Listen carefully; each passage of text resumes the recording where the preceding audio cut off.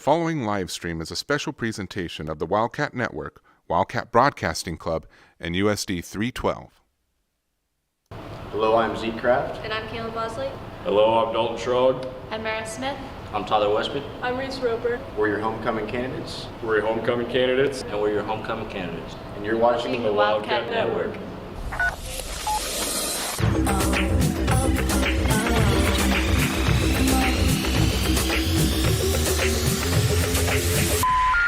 It's game time! Oh yeah, baby!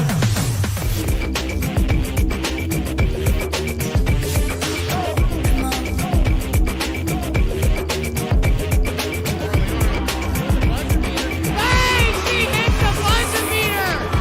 And what was that? Way downtown! Check the mic, make sure it sound right, boy. For three, gets that one to go in. Ladies and gentlemen, Wildcat Nation, get up on your feet! This is a recording.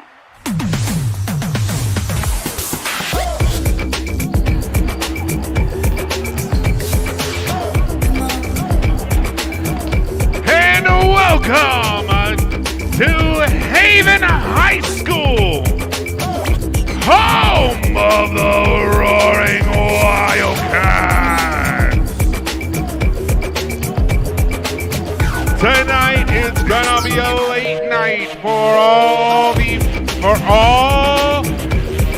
who are involved, all the students, all the players, and all that, because tonight we get to crown the kings and queens of the court as it is homecoming night right here on the Wildcat Network. Thank you guys for joining us here tonight. It's Lyons and Wildcats. Oh my! My name is Paul Clements. I am joined by a whole host of people. You'll actually get to hear from Garrett Reese later tonight, and then I've got Zoe Bennett and Ethan Carter. They're both working the main camera tonight. And then I've also got Ricky Deal and Chase Nelson. They're both working the sideline camera right there with the band that is playing loud and proud.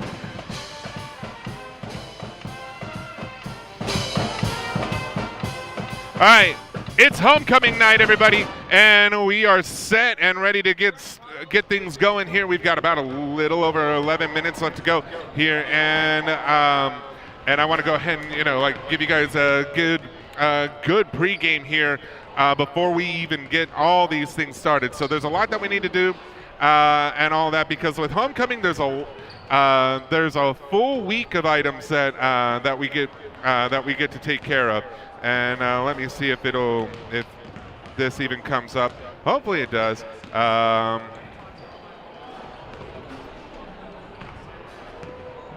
right, we're having a bit of technical difficulties, I guess, with this one. So I'll be able to pull it up this way here. But it's Spirit Week once again, and I mean, we had a lot of fun with Spirit Week, and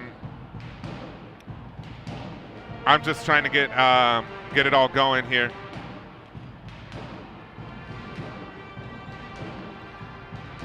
All right, so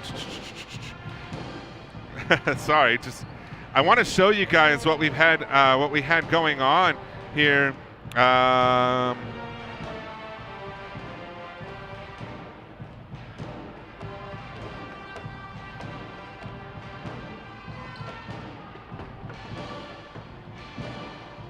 All right, well, apparently I'm showing you something else here. Okay.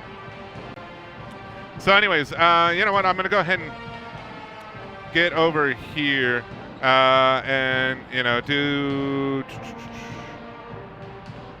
Sorry, we're having a bit of technical difficulties. I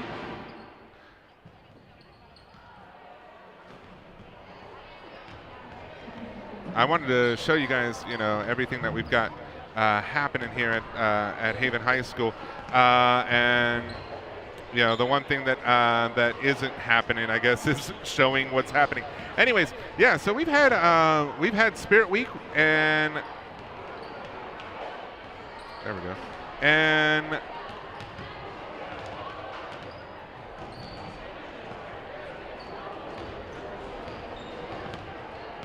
we've had Spirit Week, and it's been a great time had by all for Spirit Week because we had a whole bunch of people that were just dressed up to the nines, I guess you can say, throughout the entire week when it came to the actual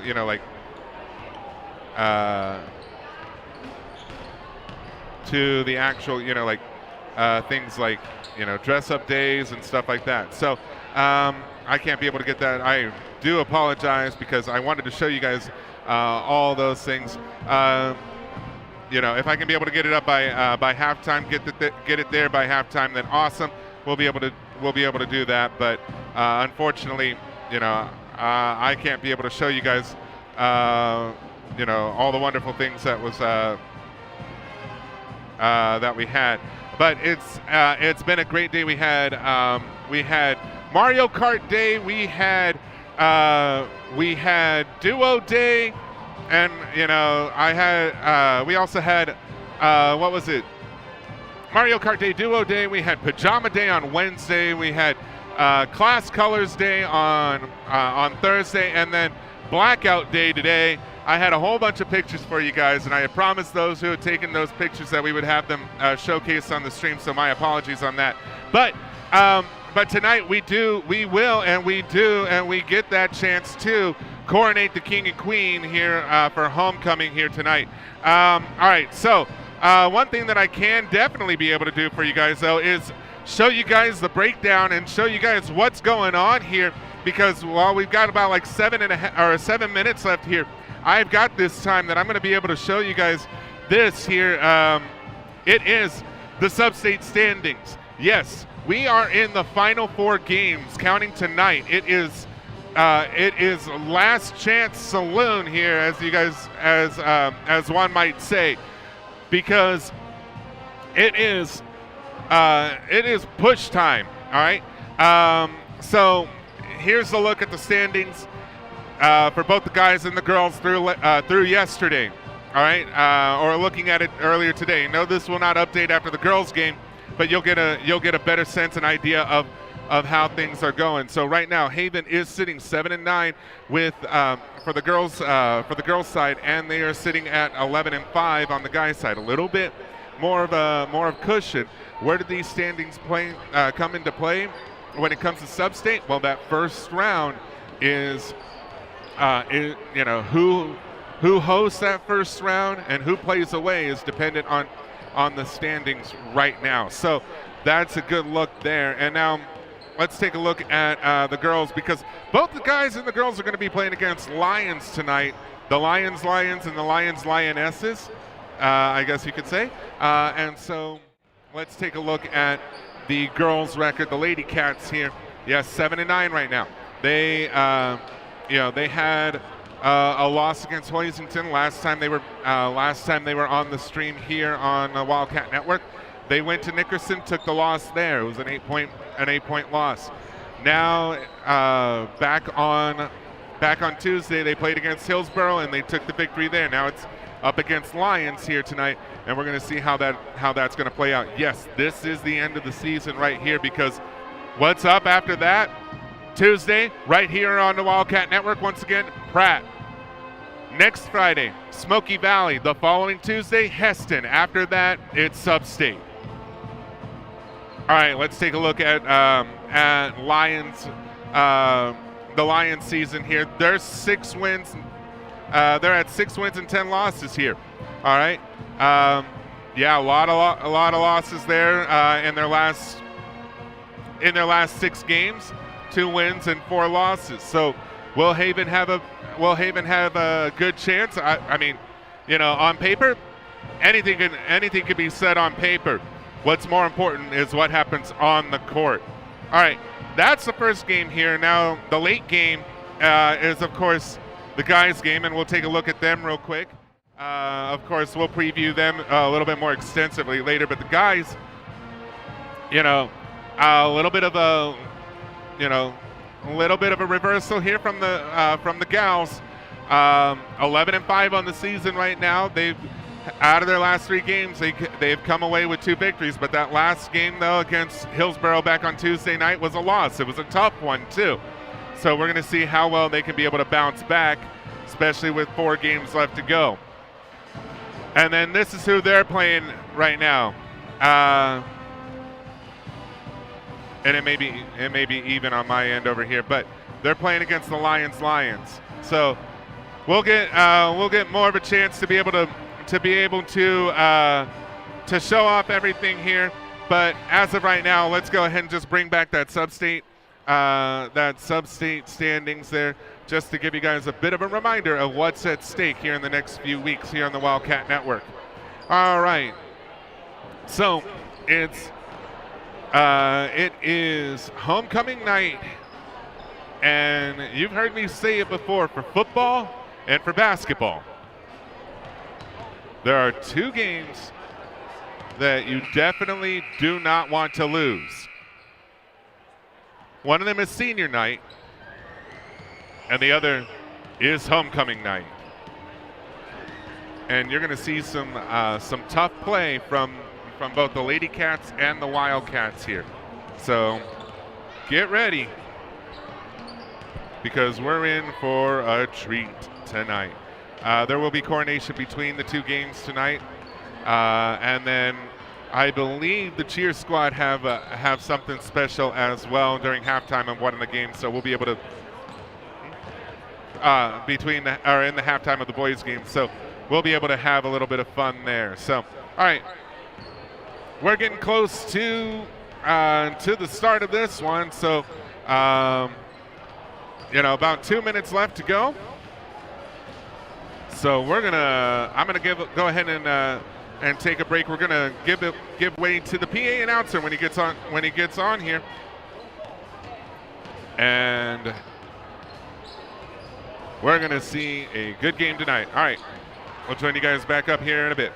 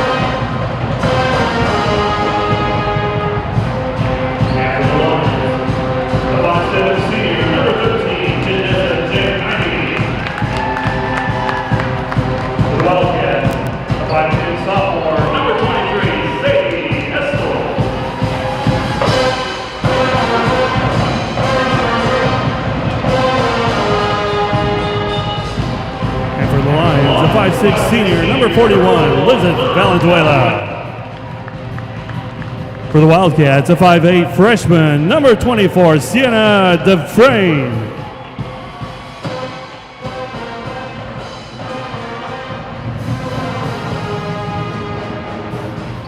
Lions coached by B.J. Smith. Wildcats coached by Dwight Roper.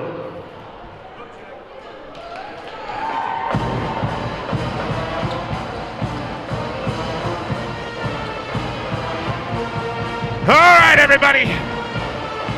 Let's go and let's do this for homecoming night. Because guess what time it is? It's game time.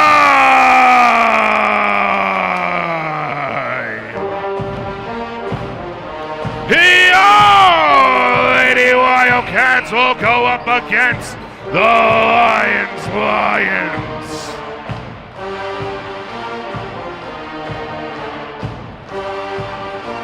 Alrighty, and tip-off is about to get underway here, right here in Wildcat country. Sadie Estill will be at the center circle here, and the Wildcats will get first possession of the ball. And now let's go ahead and take a look at the home roster here as that one is taken away here. So there's the home roster we've been showing you guys all season long. As now it's number 10, Kaylin Bellotti, who has it. And now here's the girls roster for the Lions here as Reese Roper goes up, and she'll get the first 2 points to fall in for the Wildcats. All right. Now it's Bellotti. All right, and that one is up and in for the Lions. And that was Janessa Jaime who got that one. All right, Bree Bronner here. And now it's Reese Roper over to Carly Bland. Now it's Bronner. Now it is Sienna Dufresne. Now it's Sadie Estill. She gives it back over to Bronner, and now it's Roper who has it. Down over to Sadie Estill. That one gets tapped, and they said it was last touch by Estill. And so now the Lions will have possession of the ball here. So we're coming out of the gate here, 2-2 right now.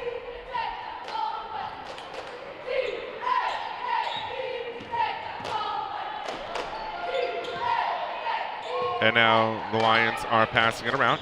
And now it is Katie Bellotti and number 10. And now that one does not go in, and so the Wildcats will have possession here at the moment. Now Sienna Dufresne, she's got it, she drives in, she'll get 2 points to fall in. The freshman will get her first 2 points on the night.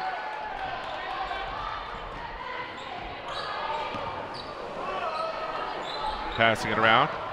It's number 3, she'll get 2 points, and now we're back to the tie ball game. And that was Yameli Ramirez who had that one to go to fall in for the Lions.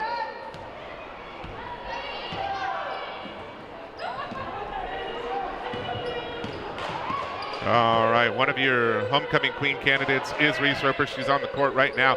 Sienna Dufresne will get that one to fall in there. And so a little bit of a mid-range shot there, and now the Wildcats are back up with a 2-point lead. And now the Lions, they've got it, or the Lionesses, the Lions. That one had a hand on it, no go. That one was stolen away here. Up and in it goes. Janessa Jaime. And that one is Janessa Jaime who had that one. Dufresne, now it's Roper. Now it's Bronner. Now it's all the way down to Bland. Tried to give it over to Roper, and that one gets picked up instead by number 4, Navia Boyd. Now that one's taken away by Carly Bland, and now the Lady Cats are back on offense here with a little less than 5 minutes left to go. That one gets poked out of Carly Bland's hand, and it will be Lady Cats' ball.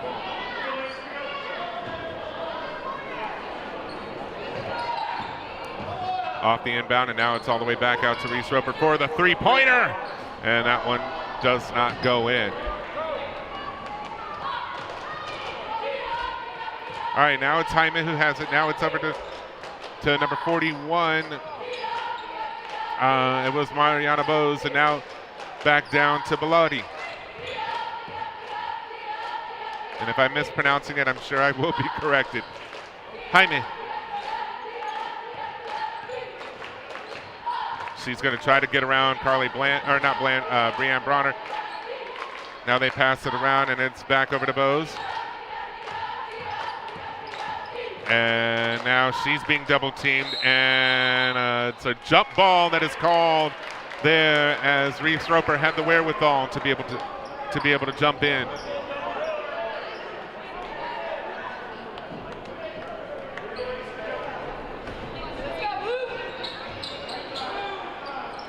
Bose, 3 points, miss on that shot there, and it's picked up by Sienna Dufresne, and now she's going to go across the stripe here.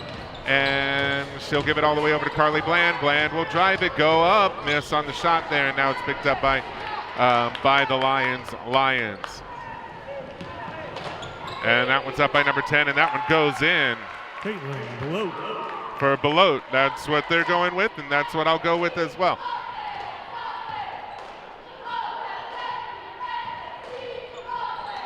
And that one gets out of bounds here. Sienna Dufresne could not be able to control that one.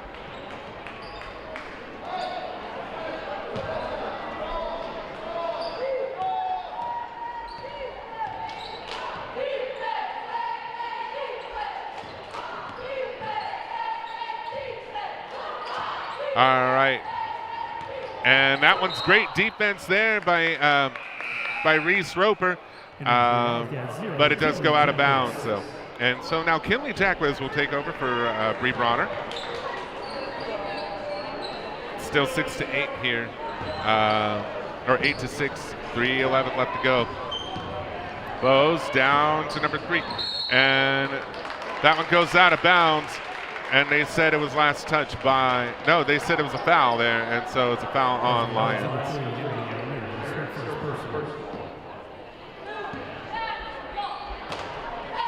And it's the first foul by any team tonight here, so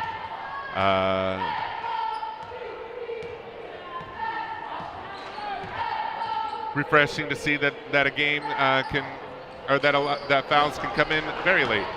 All right. And double dribble called there. And so turnover here by Lyons. Number 5, Jocelyn Vargas.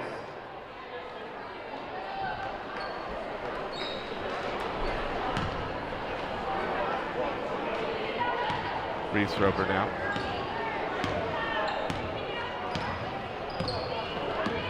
Over to Kinley Jacquez, and Jacquez gives it over to Sienna Dufresne. Now it's back over to Reese Roper, back to Dufresne. Dufresne drives around 3, miss on that one. That one did not have enough mustard to go in.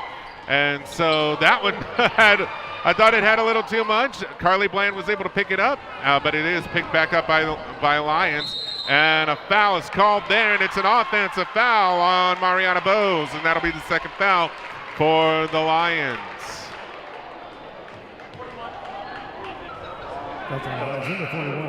I know, Lady Lions are called Lionesses. Not saying that anybody has said that on the chat or anything like that, but Lady Lions are called the Lionesses, but we're going to be repeating Lions in both spellings so many times tonight, so yeah. All right. Anyway, Sadie Estel was able to give it over to Kinley Jacquez. Now over to Reese Roper. She's going to drive. She gives it over to Bree Bronner. Bronner goes up and misses on the shot. A little too much on that one, but Estel was able to pick back up on it. That one goes out of bounds, and I believe they said it was last touched by the Lions. Lions.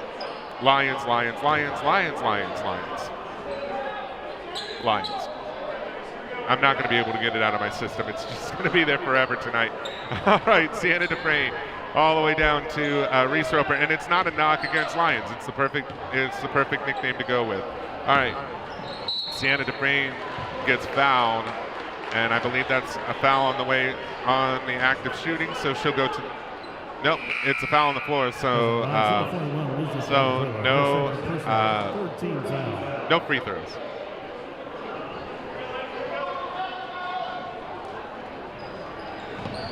Sadie still picks up on the inbound. Now it's all the way over. They're passing it faster than I can be able to say names. It's Sadie Estel once again. Up, missed. It hit the back of the backboard, and now it will continue to be Haven's basketball. Lyons they were the last ones to touch it. All right, Sienna Dufresne will sink that one in, and now it's back to a tie ball game with a minute and a half left to go in this first quarter of play. And that one is a block there by Sadie Estel. And so the Wildcats, or the Lady Cats right now, showing good defense here. And for the Wildcats, number 10, Carly Bland. And Sadie will take a break here as Carly Bland will come in. Below, now it is Jaime. Miss on that one. And they about wrestled for that one, and it ends up being a jump ball. The Lady Cats have the possession arrow, or they did now. Now they have the ball here. Jacquez, Bronner, Roper. Bronner, Jacquez, Kinley, long two, miss on the shot there. It's picked up by Jaime and Reese Roper, and before she could get the chance to steal the ball, it was a jump ball that was called.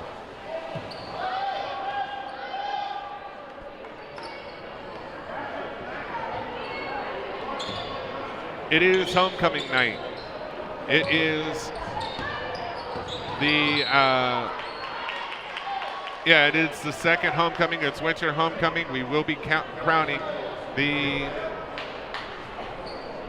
king and queen of the court here tonight. But that'll be a little bit later on the broadcast here. Jaime all the way over to below. She drives, and she just finds the easy bucket, and now it's a 2-point lead for Lyons. And Reese gets called for the travel there and a turnover by the Lady Cats. And for the Wildcats, number 4, Melissa Myers. For Lyons, number 22, Mallory Sidle.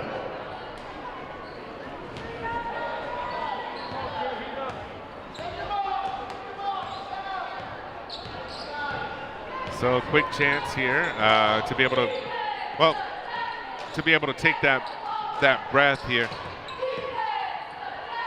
That one's stolen away. Sienna Dufresne with the athletic move to be able to steal the ball, and now it is Melissa Myers. She tries to make her way to the basket, and she draws the foul. No foul drawn. It was just. We need the owners of a black Chevy Trax license plate fuel car. You need to move that at this time, please. A black Chevy Trax. Yeah, it was a jump ball there.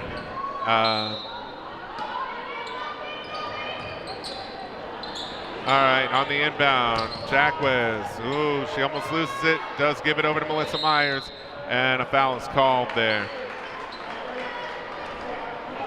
And that'll be the fourth foul on the Lionesses. Fouls on Lyons, number 22. Oh, he thought it was at first. 14th foul. It's the fourth foul for Lyons. So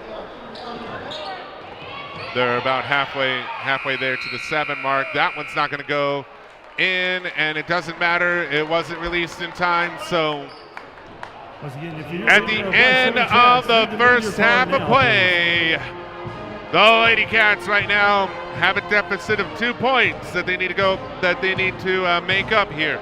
It's going to be, it's going to be a close one, as I said before. and we're going to go ahead and reset for the second quarter here. All right, so just to give you guys a quick look at what's going on here and a quick preview of what's happening here in between games. So it is homecoming night. Our candidates tonight are Mara Smith, Dalton Schrog, Reese Roper, Tyler Westby, Kaylin Bosley, and Zeke Craft. And so voting's been going on all week, which is why we had something a little bit different than the normal hype video. But voting's been going on all week, and we've been, like I said, we've been celebrating Homecoming Week and Spirit Week all week long out here. So, all right.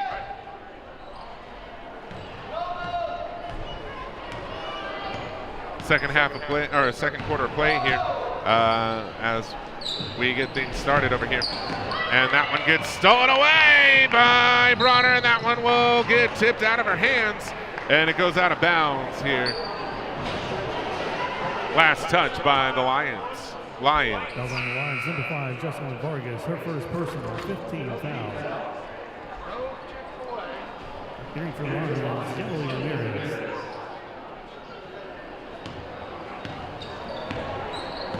Reese Roper, she's got it now, and now it's over to Bronner. Bronner to Roper, now it's Bland, now it's Dufresne, back over to Bronner. She's got the three-pointer, and bang! And she gets that one to land. With the Wildcat, 3.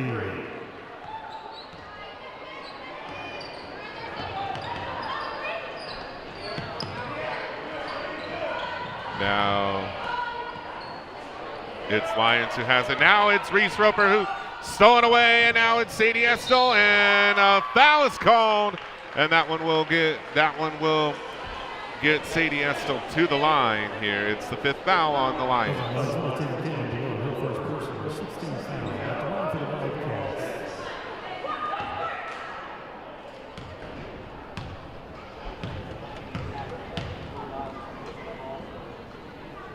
And the first one will fall in for Sadie Estel.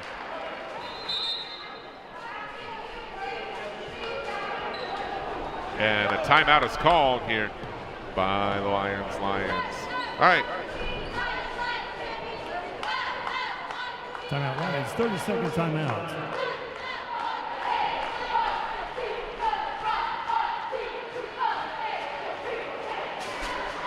Once again, if you have a blank Chevy Trax license plate fuel car, you need to move it at this time, please.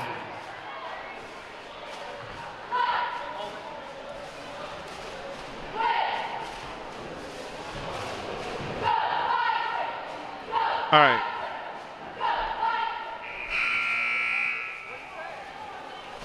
So, as I told you guys earlier, the next game here for both the Wildcats and the Lady Cats will be right here on the Wildcat Network. It's a two-game homestead for them.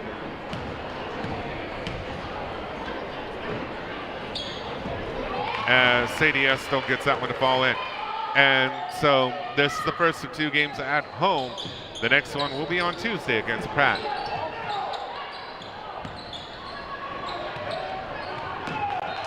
And that one will be a turnover.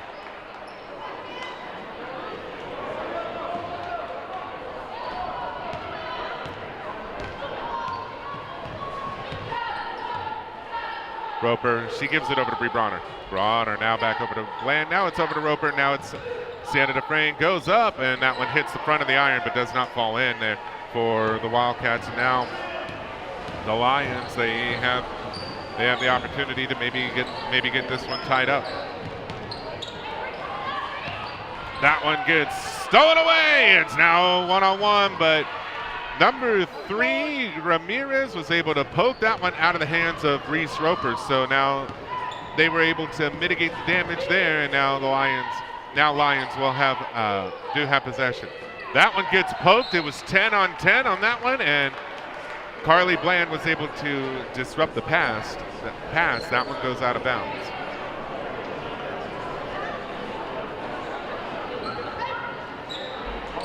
Below for three. Miss on the shot. No equal bucket on that one there. All the way down to Reese Roper. Roper trying to drive it, gives it up, sends it up. That one does not go in, and so now Lyons will have the opportunity here. It is currently Jaime who has it.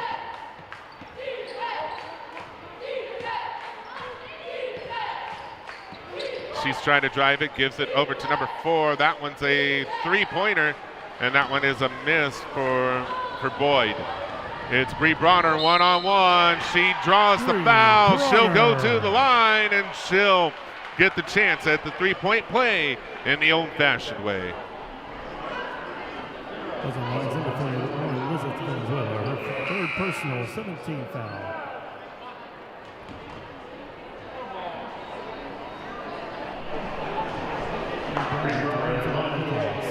Wildcats 0, Kelly Jackless.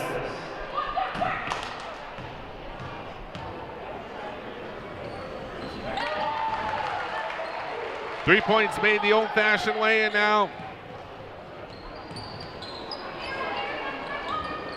guess I forgot the initial bucket there. That one is a pass to the inside, and that one will go in Valenzuela. for Valenzuela. All right. Sadie Estel. She'll go in. She'll give it out. And now it's all the way to Jackwes for three. Bang on that one. Jackwes with the Wildcat 3. I think I missed the foul too. So, yeah, so 7 fouls here for Lyons here. And now Haven is in the bonus, and they'll have the chance at 1-and-1s from here on out, unless it's an offensive foul. All right. Ramirez. And then it was Boyd, now back to Ramirez, and now they're passing it around. Boyd, now below. Now Ramirez, three-pointer. Miss on the shot, a little too much. Reese Roper now has it. Gives it over to Sadie Estel, miss on the shot, and that one is picked up by Lyons. And a timeout is called, and it'll be a full timeout. And while they're taking this timeout, we'll go ahead and take our timeout real quick. So we'll join back up with you guys here in a moment.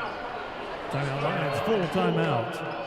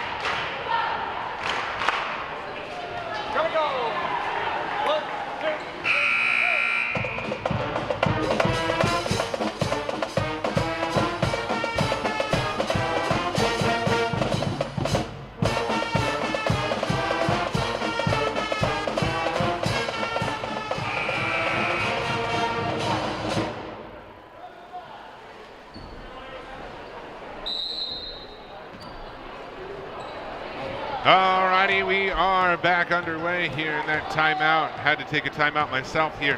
So now Lyons, after that last basket here by the Wildcats, Lyons have it. Now it is 19-12 lead for the Lady Cats, and a foul is called there, and it looks like it was on Bree Bronner. On the Wildcats, number 12, Bree Bronner, her first personal, first team. And that'll be the first foul for the Lady Cats here in this first half, in this game. Bose, all the way down to Jaime. Down to Ramirez, and that one was a physical play there. Jump ball is called.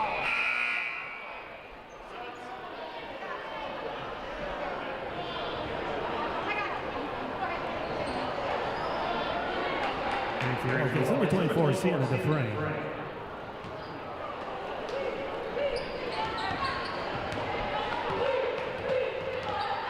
All right, Roper has it. Now it's Bronner. Now it's Myers. Jackwes Dufresne goes up. She was contested on that one. And again, she'll draw the foul, and she'll go to the line and shoot another 2 free throws.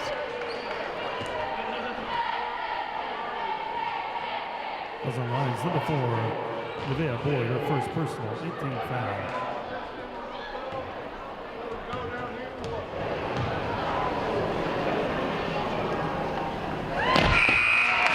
And the first one was a make for Sienna Dufresne.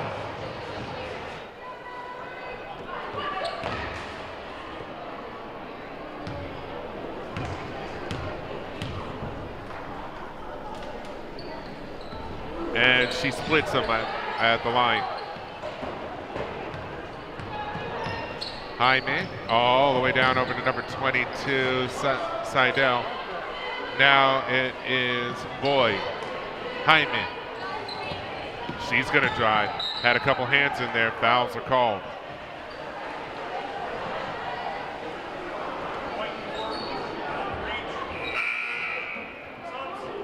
Was on Wildcats, number 4, Melissa Meyer, her first personal, her second team foul.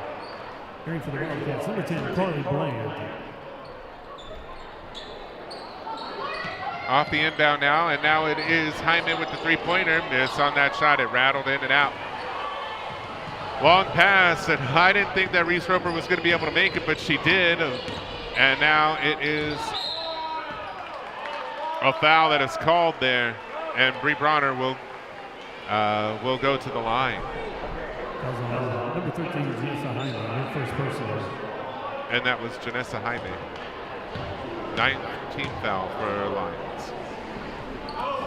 First of the 1-and-1s was a miss on that one. Now it is back across. The Lady Cats have the 8-point advantage here. Jaime, 3, miss, too long. And now Reese Roper has it. It's all the way over to Jacquez. She gives it over to Dufresne. Miss on that one. I think there was a hand on it. Roper gets her own rebound, misses on that one, and now the Lions come up with the rebound. Hyman sends it over to Belote. Now it's Hyman once again, miss on the shot. Now, few misses, and both teams are in a bit of a drought here at the moment with 2 minutes and 30 seconds left to go in this first half.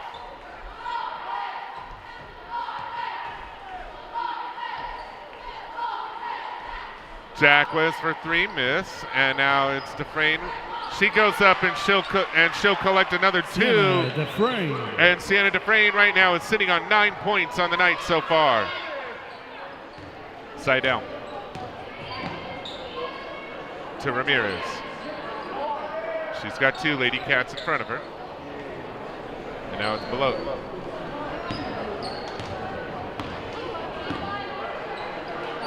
Boyd, now it is Seidel.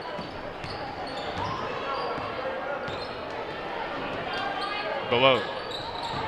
She'll drive it. Carly Bland on her.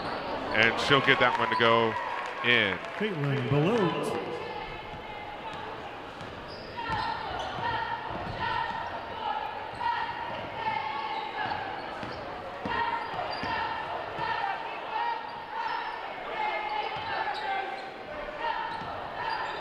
Dufresne, now she passes it over to Bree Bronner. Bang! And Bronner with the Wildcat 3.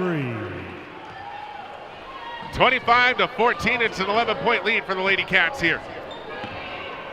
And that one gets, well, it's into the hands now of Jaime. Back over to Belote. Long distance 3, and wow! Jocelyn Vargas with the Lions 3. I guess that was Vargas, although they're crediting it to Belote, so. Sienna Dufresne, and she'll answer a 3 with the 2, and that's good to give the Lady Cats a 10-point lead here at the moment. I had no words for that long distance 3. That one goes on. The 2 points right now go unanswered here now, but it's still Hyman who has it. Hyman up, miss on the shot, and it is rebounded by Bree Bronner. Less than 20 seconds left to go, and they're going to slow it down and maybe leave it for the last shot of the first half.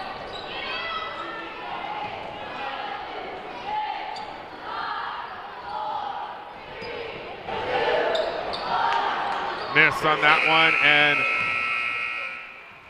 that's all she wrote for the first half of play. Your Lady Wildcats will go to the locker room with a 10-point lead. And you've got to assume right now that the Lady Cats are going to be happy in that locker room here, and with good reason. All right, we're going to take a quick break here. We're going to get things set up for halftime. Enjoy the sights and sounds of Wildcat Gymnasium. We'll be back.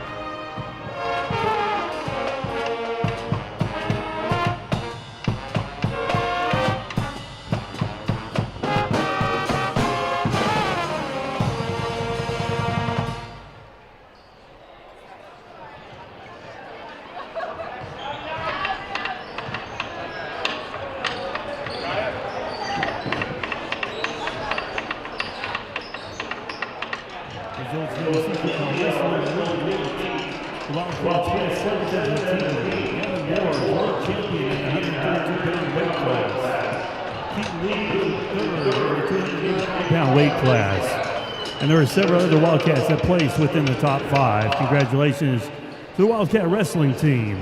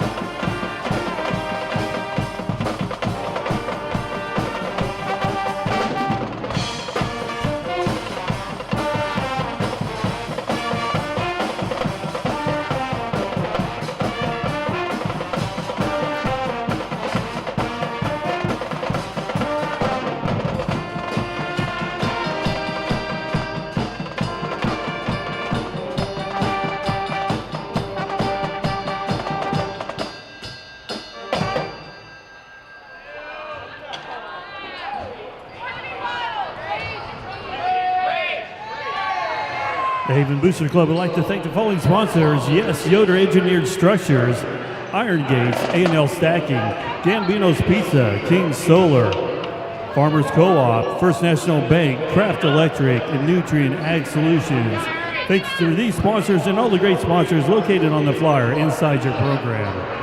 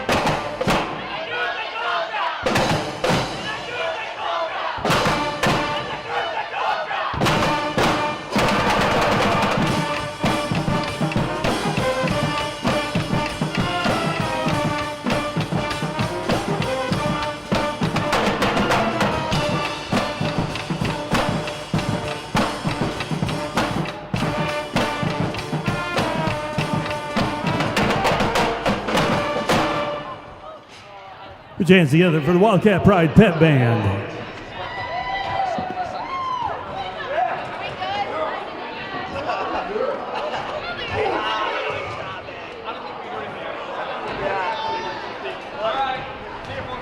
If you can handle that. Hey.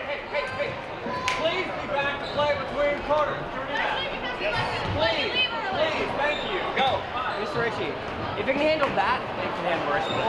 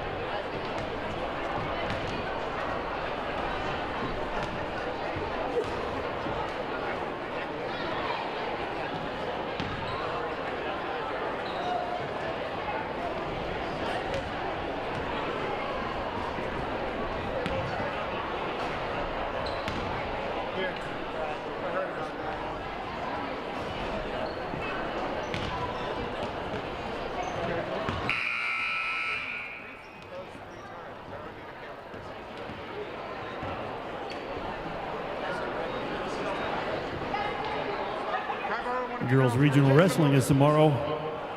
Wish the best of luck to Trista Rogers as she competes tomorrow in Regional Wrestling. Boys will compete next week. Just left and right. That's all you need to do.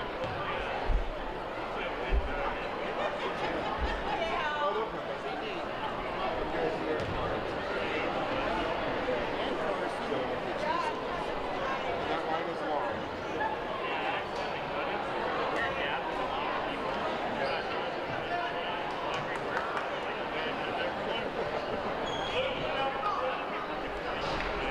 Oh, there he is. That's all good. The line's long.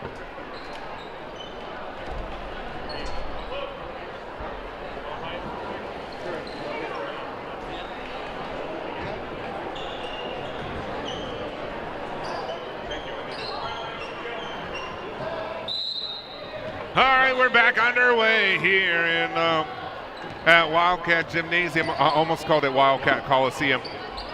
Close enough. Anyways, for all you architecture fans out there, I apologize. Stolen away by Reese Roper. And now that one will fall in Reese here. Roper. And the Wildcats did not even let me get the chance to take a breath here, let alone any of my my volunteers out here. But anyways, here we go. So got to find my pages. Here we go. All right, it is currently number 41 who has it. They pass it around now. Timing now. It's over to Boyd. Boyd back down to Jaime. Jaime goes up. Miss on the shot. That one is picked up by Sadie Estel, and now it's going to be a quick run across the court here. Reese Roper goes up. Miss on the shot. Bland was fouled, and she'll go to the line.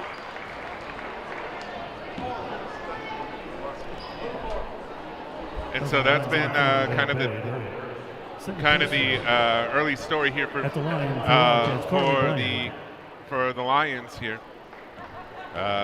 They got into a bit of foul trouble late. And the first one for Carly Bland goes in.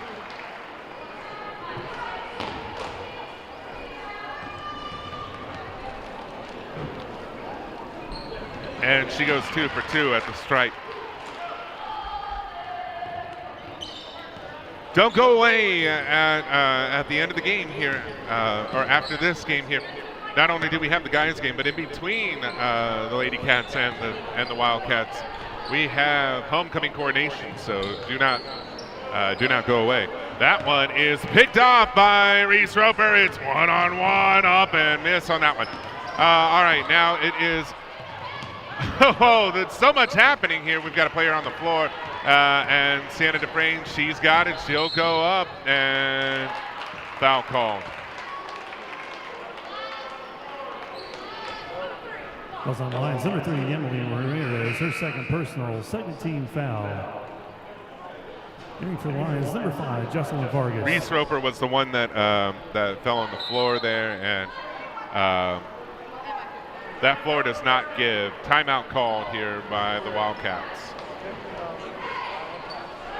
And we'll take a quick timeout as well. Timeout Lions, 30-second timeout.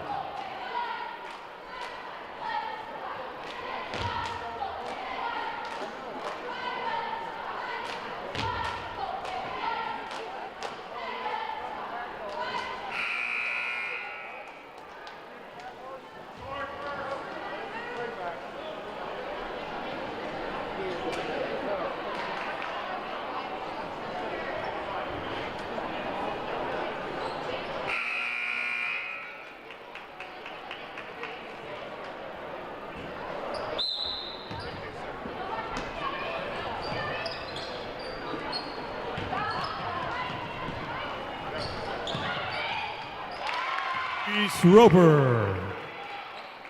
And Reese Roper gets those 2 points to go in here. It's 33-17 for the Lady Cats. And they are firmly planted in the driver's seat here.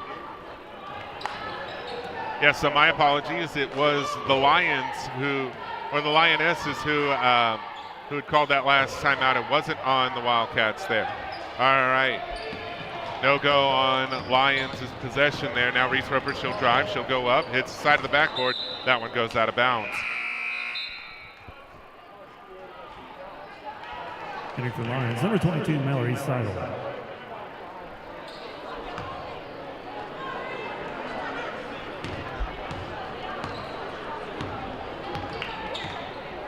There's Hyman now. It is Bose back to Hyman, but now that one is just Reese Roper. She goes and she gets picked off on that one. Now it's Hyman who has it. It's 3-on-2, and that one goes out of bounds. Returning for the Wildcats, 0, Kinley Jackwist.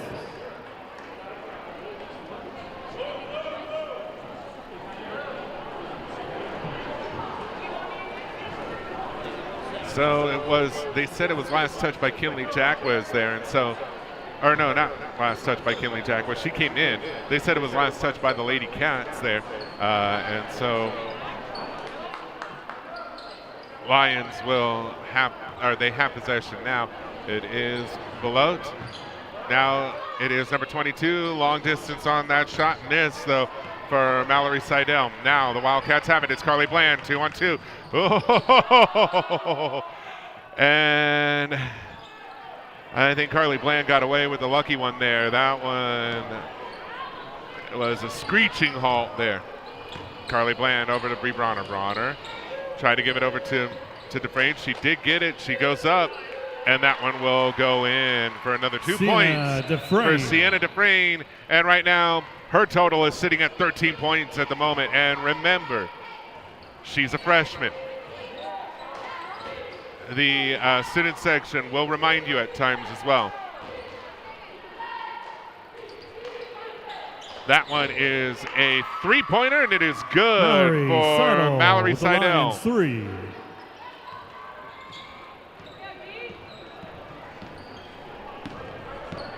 Kinley Jackwes all the way over to Bree Bronner. Back over to Jackwes. Down to Sadie Estel. Now it's Bronner. Bronner from the free throw line misses. It's picked up by Estel. She misses on her shot. And now it is Jaime who has it. And a car crash of a foul there. That one was a collision of two bodies. That was in Wildcats. Number 10, Carly Bland, her first personal.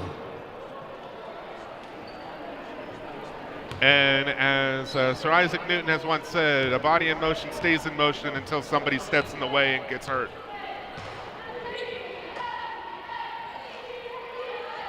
And for all you physics fans out there, I feel your pain in that bad joke.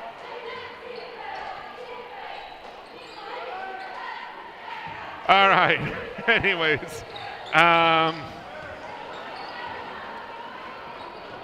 That one's a tip, but it is picked back up by the Lions here, and now it's all the way down to number 22, Seidel. Now it's Jaime, and now it's all the way to 41, Bose. Now it's Jaime once again. She'll drive. She's got Kinley Jackwes on her. Now it's Belote, and that one is a miss, and it's picked up by Bree Bronner.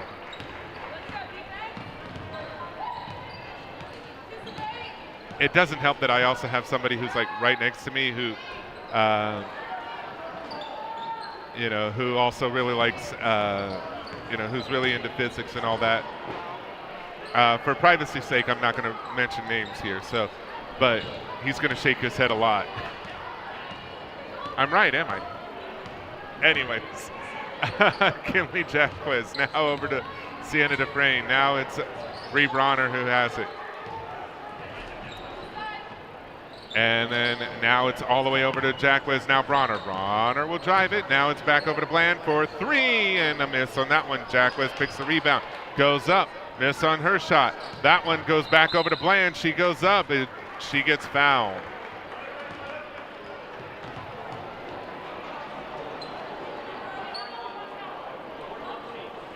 Those are lines. Number 41, Elizabeth Valenzuela, her fourth personal.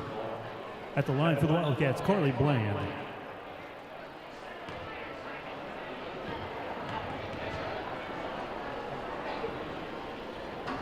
And the first one for Carly Bland is a miss. Here for the Wildcats, number 5, Reese Roper.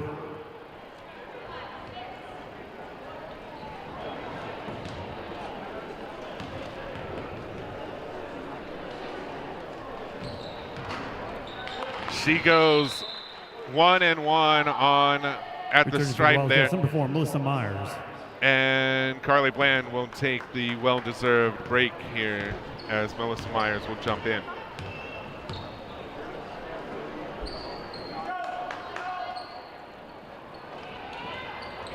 Up for number 4, miss on the shot, and it's picked up by Melissa Myers. Now it's Reese Roper who has it.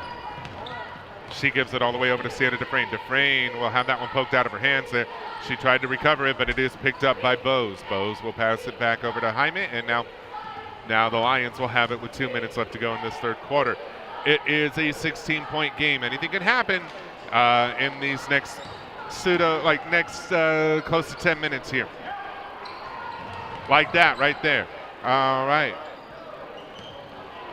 And now Lions will pass it around, and they give it over to number 22, Seidel, with the long-distance three. Miss on the shot there, and now it's Kinley Jackwes who has it. Over to Reese Roper. Roper sends it all the way down. Well, it gets picked up by Dufresne, and she'll sink that one in. It was supposed to go over the frame. to Sadie Estel, but she didn't quite have control of it, and so Sienna Dufresne got the bucket there. Below to miss on that one, and that one will go out of bounds. Return for the Wildcats. Number 12, Bree Bronner. For the Lions, number 5, Jocelyn Vargas.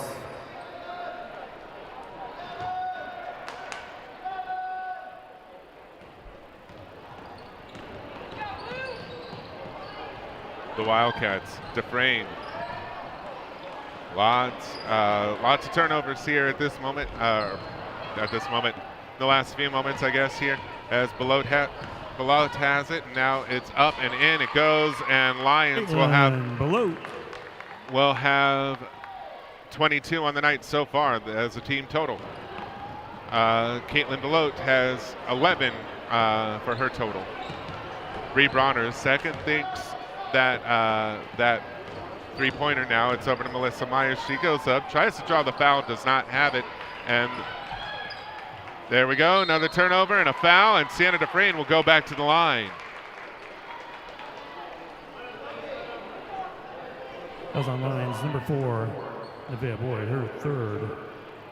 Line for the Wildcats, Sienna Dufresne. And the Lionesses have 4 fouls to their name in this third quarter.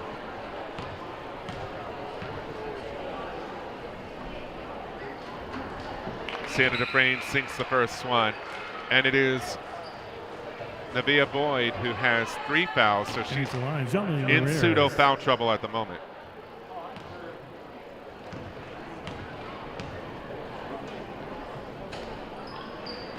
And Dufresne sinks both of them. Return for the Wildcats, number 10, Carly Bland.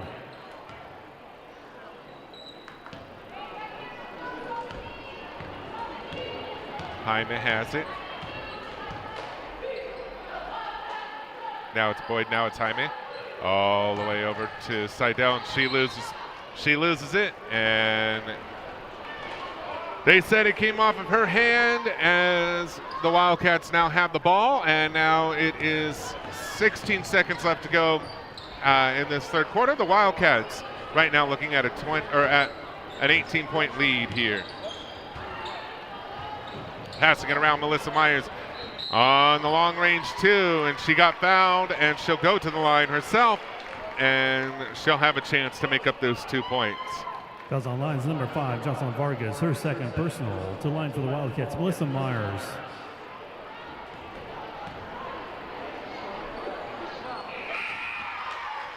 And the first one goes in. Returning for Lions, number 41, Elizabeth Valenzuela. This one for 20 points. And no go, and that one's a long distance and a miss. And the Wildcats right now, 3 down, 1 more to go as they owned that third quarter. And the Lady Cats had the lead by 19 points, 41-22. All right, we're going to get things set up for the second half, for the fourth quarter. We'll be right back with you guys here in a moment.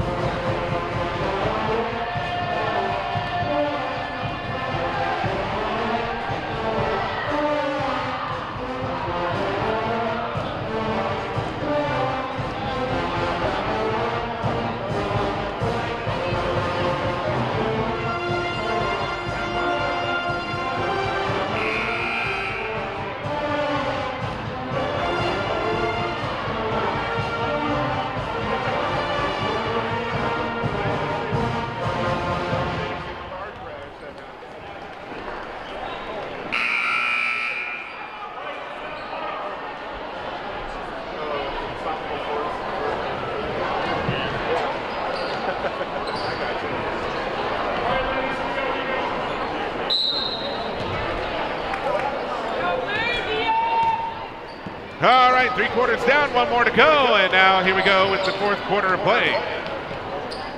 Long distance shot there for Reese Roper, and no go on that one, and jump ball is called, and it will be Lions ball.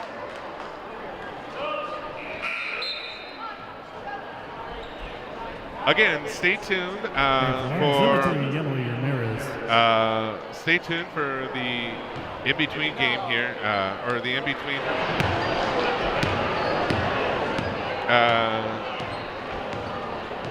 In between the two games, it'll be the coronation for the homecoming king and queen, and a travel is called there on number 5, Jocelyn Vargas.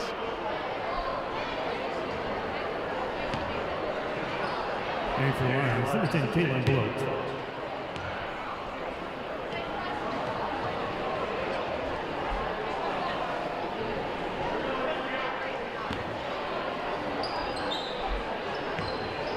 All right, off the inbound, and now it is Bree Bronner. Gives it over to Reese Roper. Roper is double teamed, and she just goes, nope. I'm going to go ahead and just hit it off the leg of Jaime, and we'll just reset this play. Sienna Dufresne gives it over to Bland. Bland, long distance two, and that one goes in. Carly Bland. About another few inches, and I think she would have gotten the three-pointer. But still a good long distance too.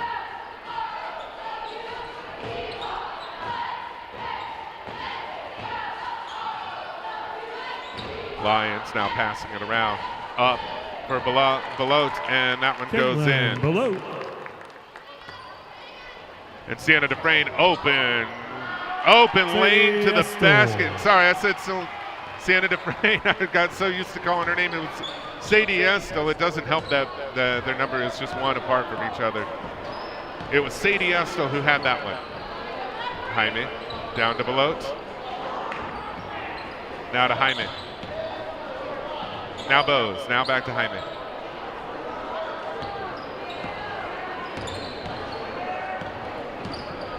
And then it's back to Bose, and now it's back to Jaime. They're passing it back to each other. They have no other options. And Sadie Estel pokes that one away. It's one-on-one. Sadie Estel goes up, and she'll sink that one. Estel. And with 6 minutes left to go, the Lady Cats right now have a 23-point lead. Bose trying to find a friend. She does find one in number 3, Ramirez.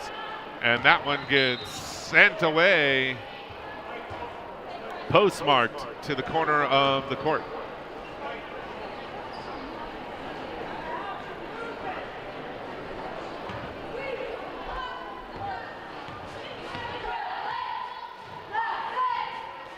Reese Roper.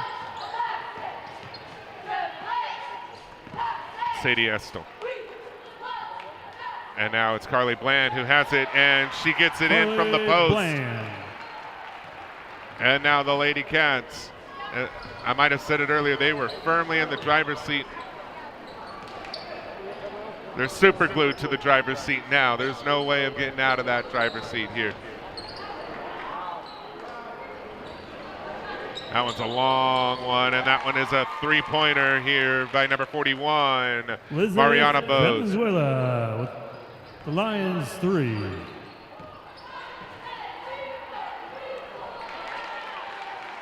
Reese Roper.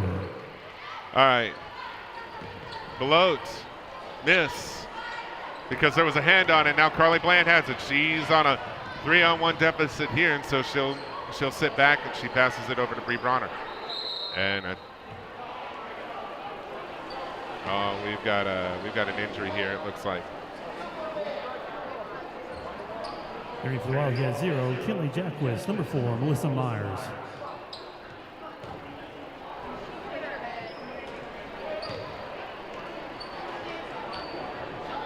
So that was Sienna Dufresne who is going out here with 4.5 left to go, and that could be a big loss for the Lady Cats here, but we'll see how that goes as Sadie Estel gets that one to fall in. Long balls. I thought it was going to be stolen away, and it's a jump ball.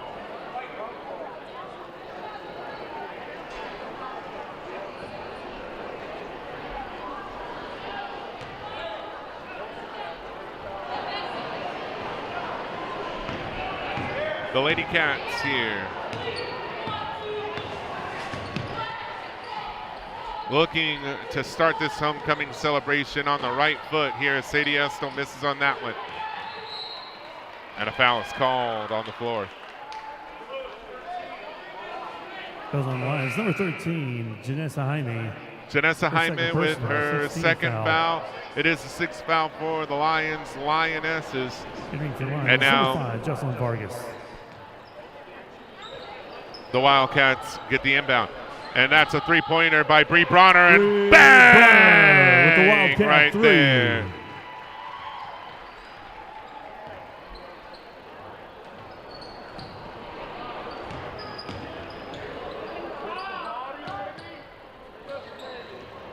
Bose, after the three-point shot, she gets tripped up, but she will pass it out. Now it's over to Belote, and she goes for a three, misses on that one. Couldn't answer a three with the three there.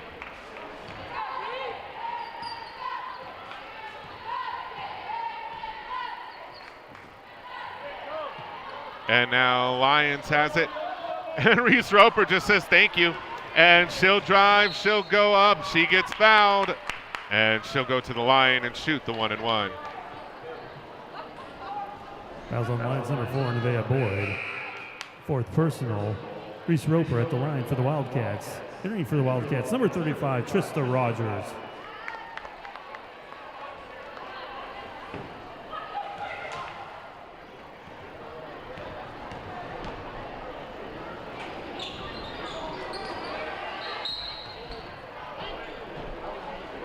And no go on the 1-and-1 there. And a foul is called. Wildcat 0, Kinley Jack was her first personal.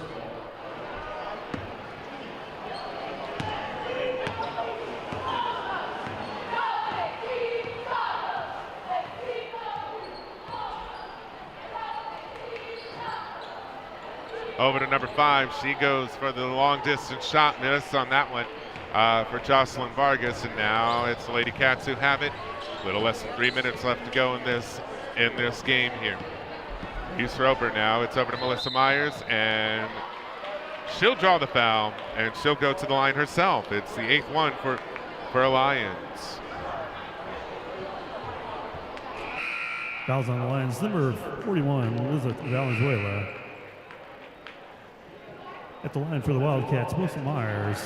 Entering for the Wildcats, number 33, Kennedy Hazel.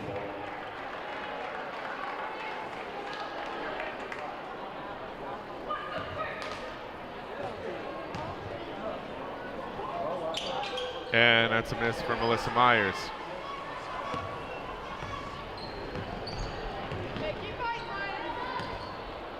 $29 is the difference between the two teams here, as that one was a miss. And now Reese Roper, she gives it over to Kinley Jackwitz. Now it is Trista Rogers. Rogers now over to Myers for the three-pointer, miss on that one.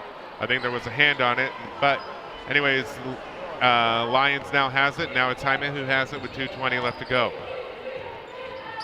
Jaime up, miss, gets it back, and she'll make that one count.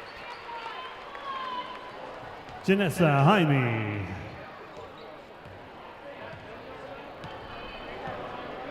Now it's Roper. Roper will give it over to Melissa Myers. Myers gives it to Jackwez. Now it's Trista Rogers. To Myers. Myers to Hazel. Kennedy Hazel passes it. Tried to get it over to Kinley Jackwez, but it was Jaime who had a hand on it. Now it's Belote who has it. She goes up and she'll draw the foul, and she'll go to the line herself here. And it'll be the third foul for the Lady Cats. Oh, and Wildcats, number 35, Trista Rogers, her first and personal, that one was on Trista Rogers. The line for Lyons, number 10, Caitlin Belote.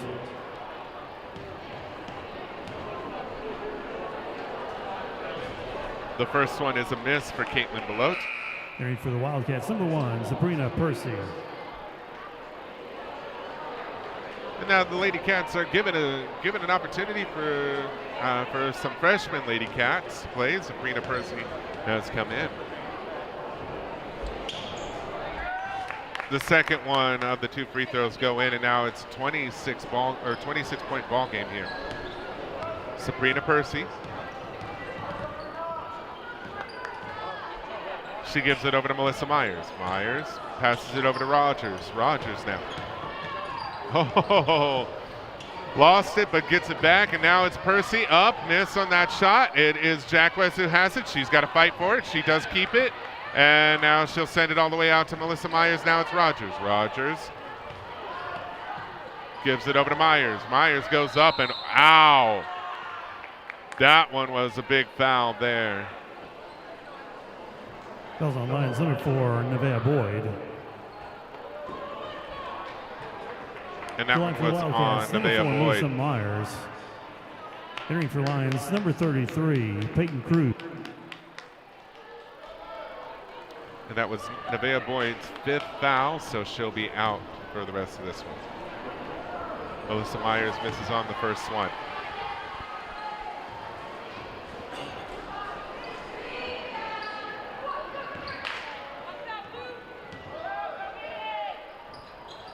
And she misses on both of them there. Hyman. She goes up, misses, and we've got less than a minute left to go in this one here. Jacquez all the way over to Rogers. She goes up. Nothing doing on that one. And Lyons now with the ball. It is a 2-on-1 situation here as Belote goes up. Miss. She recollects her own missed shot. She'll go to the line here, as I believe that one was on Kinley Jacquez. Fouls on Wildcats, 0. Kinley Jacquez, their second personal, 14 foul. At the line for Lyons, Caitlin Belote.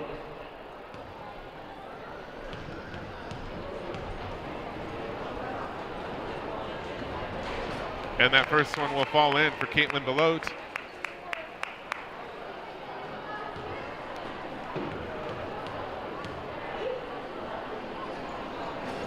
Second one misses. Number 10's got 15 points to her name. Jaime goes up, and she'll get her 8th point tonight here. But the Lady Cats, they've shown a lot of strength in this one tonight. And with 16.9 seconds left to go, I mean, you got to think that this one's basically done and dusted. The Lady Cats will have the opportunity, once again, as I said before, to play at home again on Tuesday. A lot of Tuesday night games this season as Melissa Myers sinks that one in. Melissa Myers. But next Tuesday, they'll be at home against Pratt. It'll be a 6 o'clock start time once again right here on the Wildcat Network. Belote gets that one. That's a long-distance three. And that's it for this one. The Lady Wildcats get a victory out of this one here. It's 58-36. Congrats to the Lady Cats on that one. It was a big one for them. And now they get a chance to celebrate homecoming the only way they know how.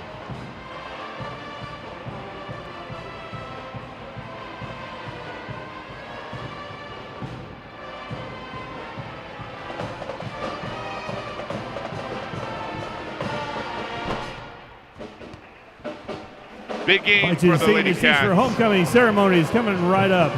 And yeah, that was a big game for the Lady Cats.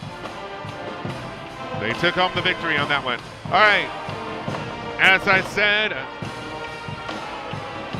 the next time they play will be on Tuesday night. You'll get to see them right here on the Wildcat Network against Pratt. It'll be Tuesday, February 15th. Will there be any love lost? Who knows? We'll have to see the day after Valentine's Day. All right, it's going to be the homecoming coronation here, and so we are going to give way for that, for the PA announcer and all. So I'm actually going to go ahead and take a break, and I'll meet you guys. I'll meet back up with you guys here in a bit. Enjoy the coronation.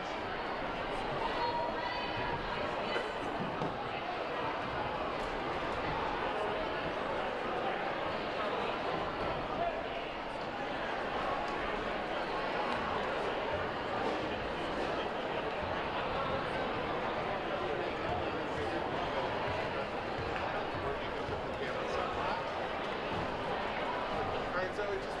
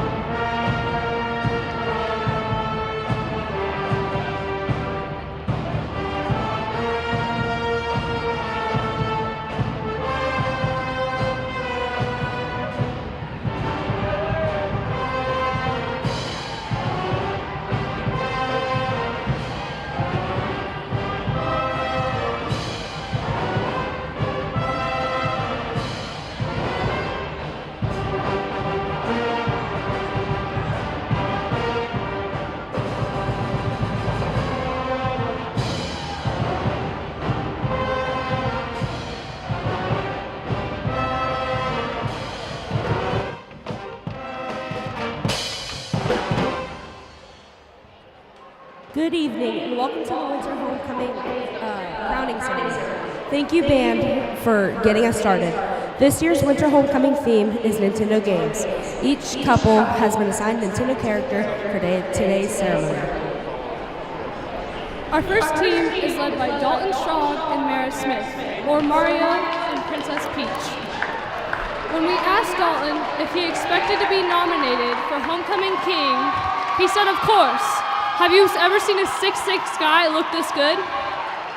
Dalton's response to if he were trapped in a game for the rest of his life, what game would it be and why? He said Wreck-It Ralph because people say I look like Fix-It Felix.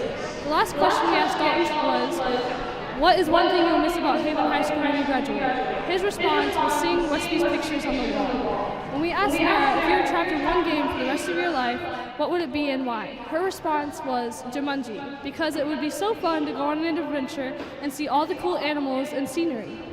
Mara's favorite qualities about her partner Dalton, he's always very nice and funny and overall a good person to be around. Lastly, when we asked Mara what was one thing you'll miss about Haven High School when you graduate, and she said football and basketball games. Dalton Strong and Mara Smith.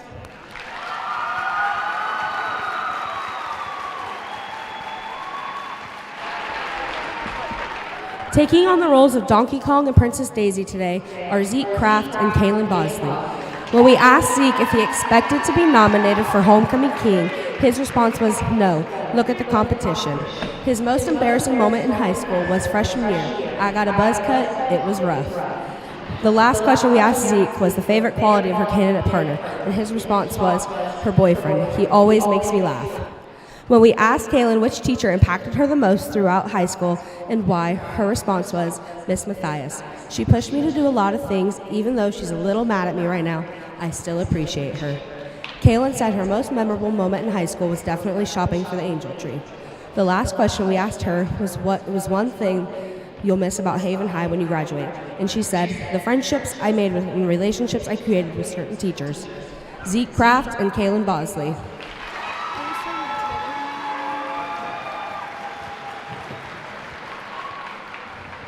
Our final couple is led by Tyler Westby and Reese Roper, who are playing today's game. When we asked Tyler if he's expected to be nominated for Homecoming King, his response was, who else would have been nominated? At Haven High, Tyler said that he is involved in being a menace. The last question we asked Tyler was, what was one thing you'll miss about Haven High when you graduate? And his response was, the pictures of myself on the wall. Reese's most embarrassing moment in high school was when she started singing the national anthem instead of the Pledge of Allegiance over the intercom her sophomore year. If Reese was trapped in one game for the rest of her life, she chose Roblox, so she would stop getting banned from it every day. The last question we asked her was, what will be one thing you miss about high school when you graduate? And her response was, my lunch table group, because they always make me laugh no matter how my day is going. Tyler Westby and Reese Roper.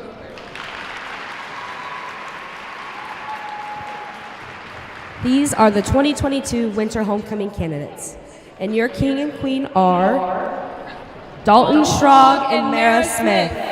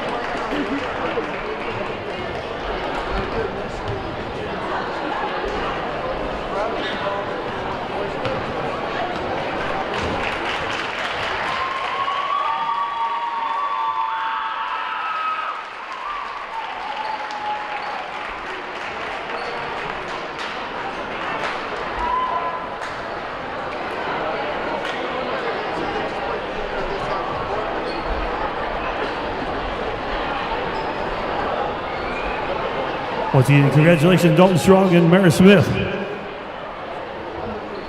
the homecoming king and queen.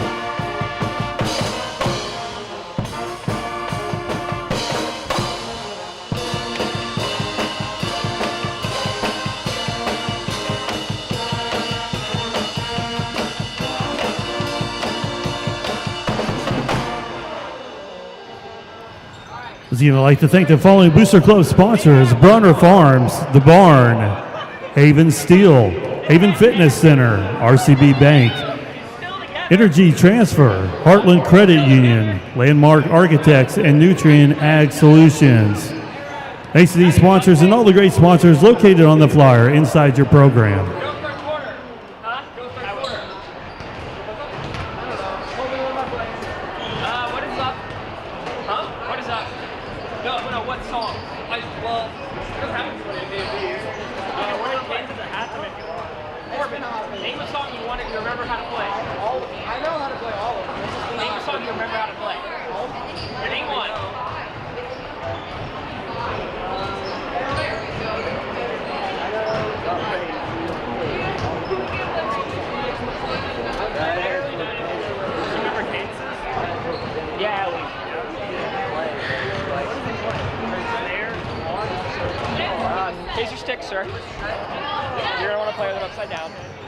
Once again, I'd like to congratulate the Wildcat Wrestling team in their CKL League meet. The team took 7th place. Devin Moore is the league champion in the 132-pound weight class. Keaton Loop, 3rd place in the 285-pound weight class. And several others placed in the top 5. Congratulations, the Wildcat Wrestling team. Josh has the yell.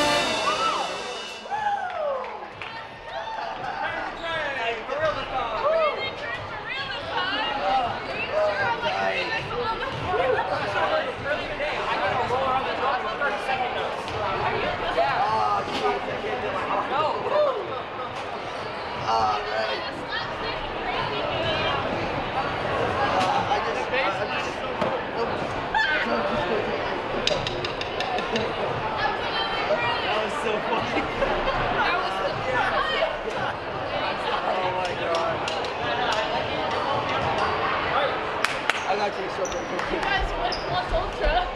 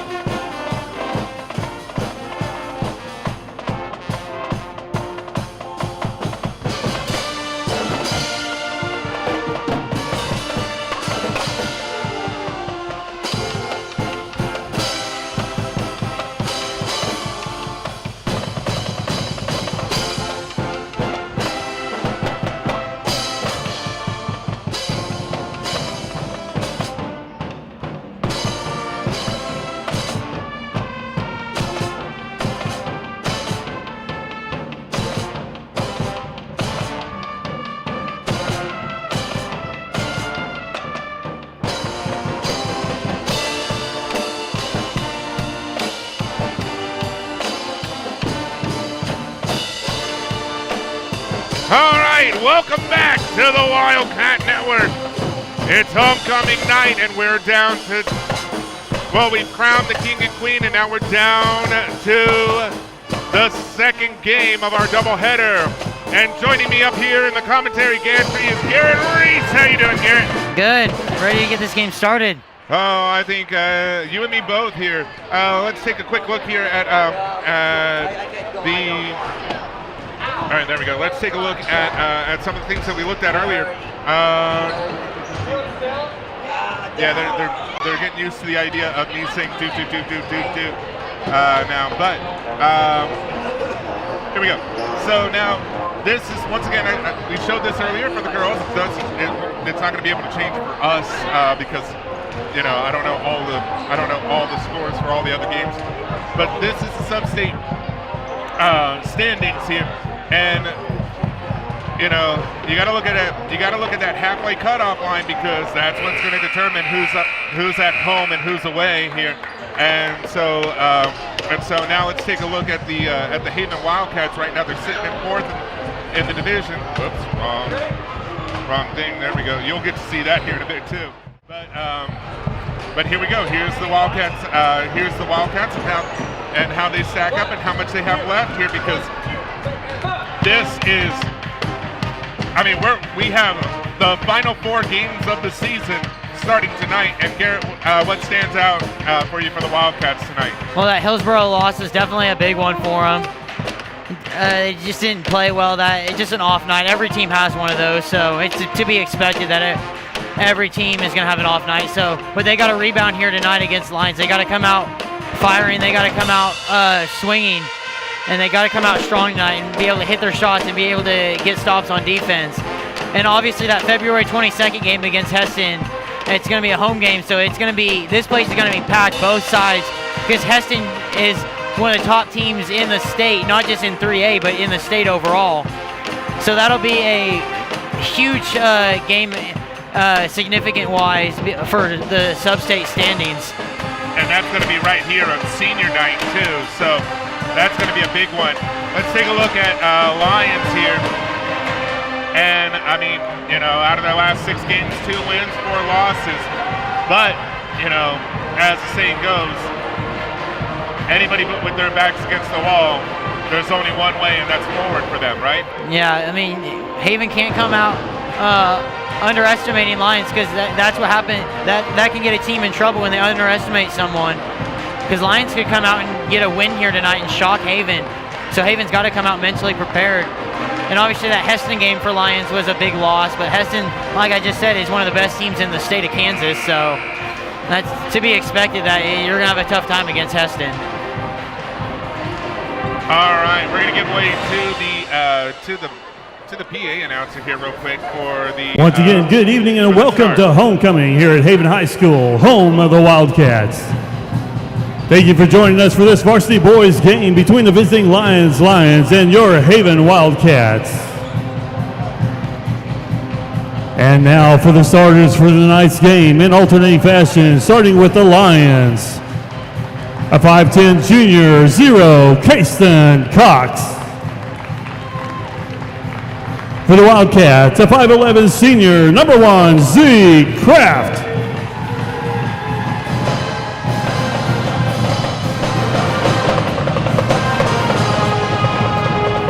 And for the Lions, a 5'10 senior, number 5, Carl Clark. For the Wildcats, a 6'6 senior, number 13, King Dalton Schrog.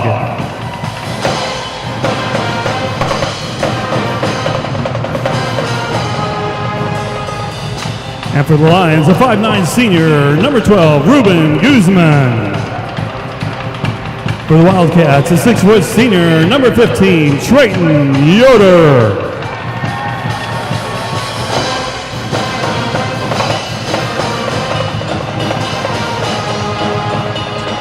And for the Lions, a 6'4 senior, number 15, Dawson Stover.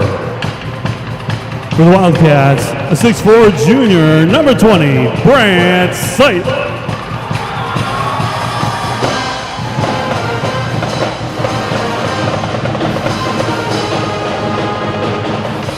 And for the Lions, a 6'1 senior, number 25, Wyatt Showalter. For the Wildcats, a 6'1 junior, number 23, DJ Miller.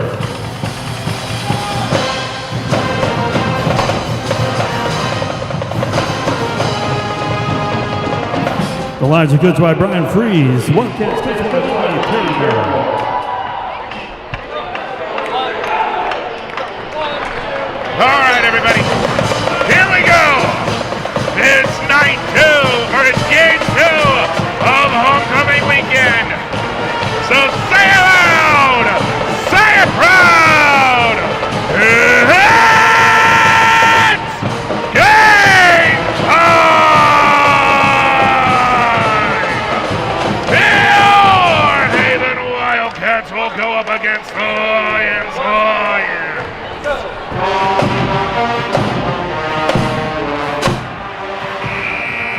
All righty. Woo! Love doing that. And guess who's going up to the center circle? It is the King, Dalton Schrog.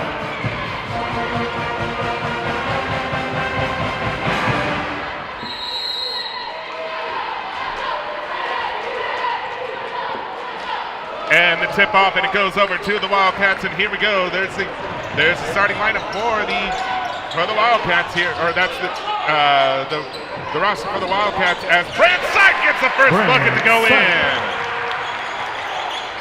And here's a look at the Lions roster here. All right, pass it around. Number 15, he misses on that shot. It's picked up by DJ Miller, and now. What are you looking forward to the most in this game here, Garrett? Seeing how well Haven's press does, because that's one thing that Haven's been known for, the Haven guys have been known for over the past few years, is their 1-3-1 press. So we'll see how good Lyons comes out against it. Brant Sight. Brant Sight gets his second bucket on the night. He's got the only points here, so it's 4 points to his name. And the cheerleaders are impatient. They're yelling, get the ball back, and Zeke Kraft just said, okay. So Kraft has it. He's going to give it all the way over to DJ Miller. Miller for the long distance three. Bang! DJ Miller hits the deep three. And if you thought I was hype before, they are way hype right now. Timeout by the Lions, and my goodness. Timeout, Lions, full timeout. I mean, the Olays are in full force here.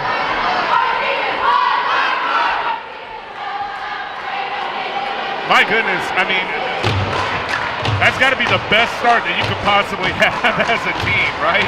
Yeah, that's good. That's a great start if you're the Haven Wildcats, because I don't think they're 3 for 3 from the field right now, and they're getting some turnovers on defense, and they're frustrating Lyons early and forcing them to call a timeout 1 minute 9 seconds into the game. And if you don't think that that homecoming is an important game, and then I'm sorry, I think he might have dropped out of high school beforehand, because it is important for these players, and they're showing it right now with the momentum that they've got.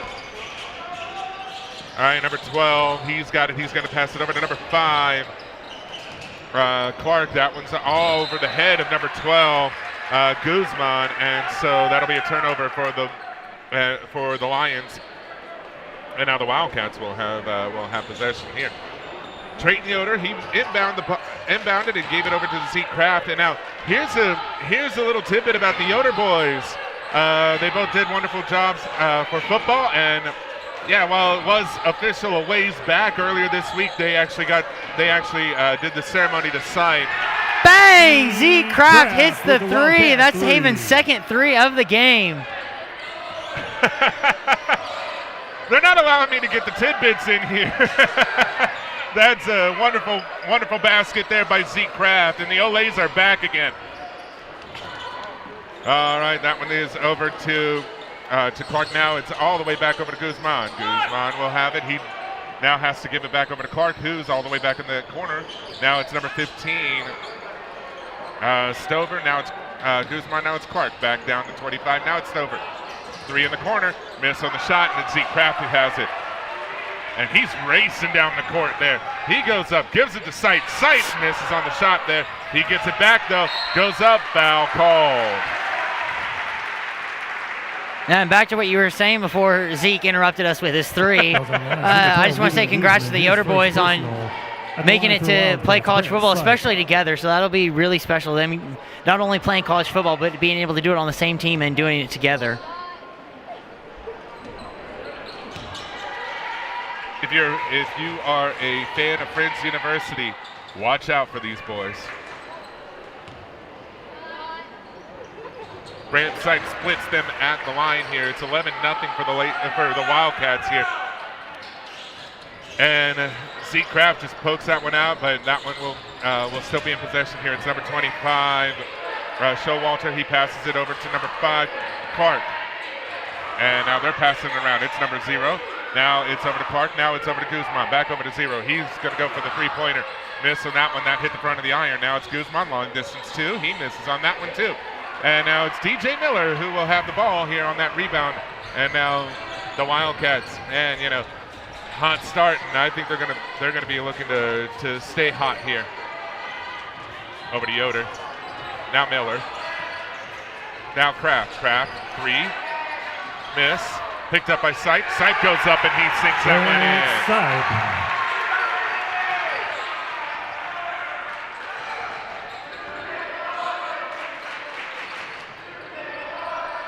And now they're saying you can't guard him. And it may bode true here. Guzman. Now over to number 0. Tries to go around. He does give it a Showalter. Miss on the shot, and it's picked up by Brant Sight. I believe number 0 is Kayston Cox. Kraft. That one's picked off by Guzman, and now the Lions will have it. They're still searching for their first point in the game here. And that pass by Zeke Kraft was the first mistake Haven's had so far in this game. And hopefully they don't continue to make those bad passes, because they've been on fire to start the game here. Well, there we go. It's a fast break for Brant Sipe. Up, miss on that one, but he is fouled, and fouled hard, it looks like.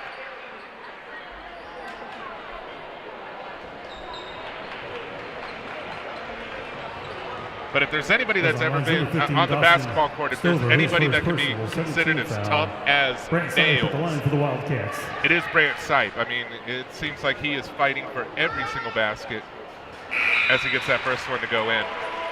For the Wildcats, number 5, Nash Ray. And then speaking of tough as nails, there's Nash Ray as well. He's coming in too.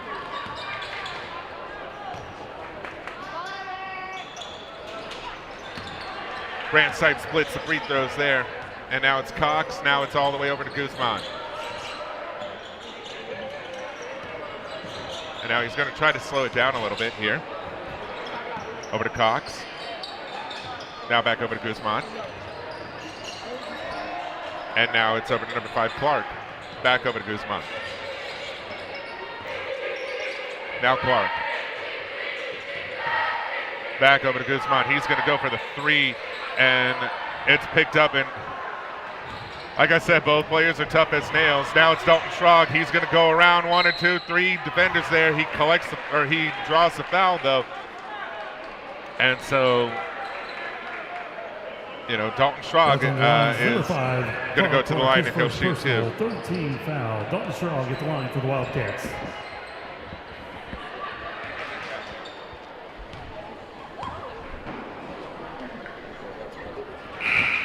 Dalton Schrog hits the first free throw as number 45, David Yoder, will check into the game for Brant Sipe, and Brant Sipe will head to the bench for a much-deserved break.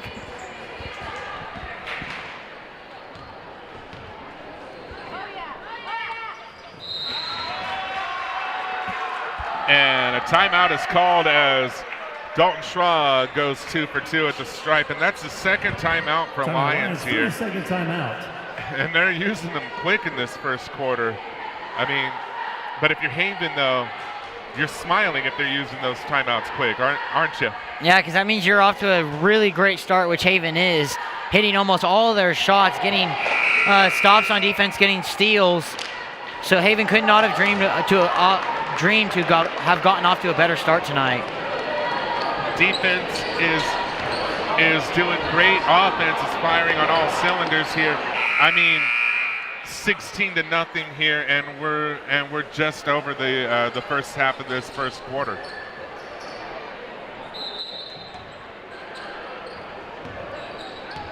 Guzman has it. Now it's Clark. He gives it all the way over to number 15. Stover now, it's to Cox. Cox will reset, and he gives it back over to Clark. He's going to drive it. He had 3 of the Wildcats on him, and that one's going to go out of bounds.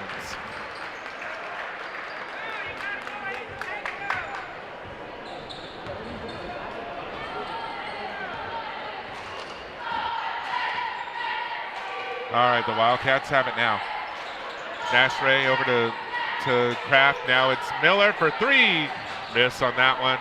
And now it's picked up by Cox.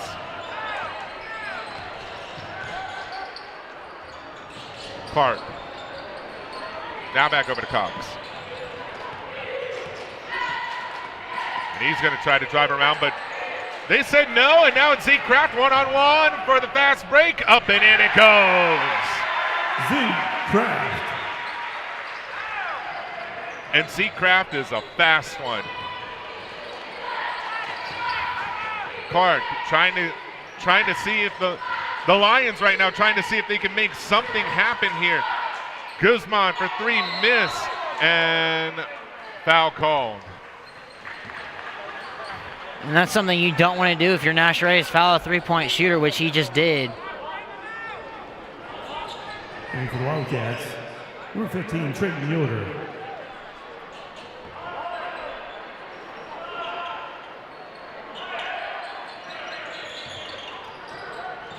Cox has it now, and a foul is called, and that one's going to be on Lyons. Or maybe not. No, I guess it was a turnover. Yeah, I think it was a travel is what they called. Nash Ray, 3-pointer. Oh, and it rattled in and out, and physics said no on that one. Does go out of bounds. Last touch by the Lions. Ray sneaky on that one, and Dalton Schrog somehow, amazingly, I don't know how, got that one to go in. That was an impressive play by Dalton Schrog to lean into the defender and was able to score through the contact.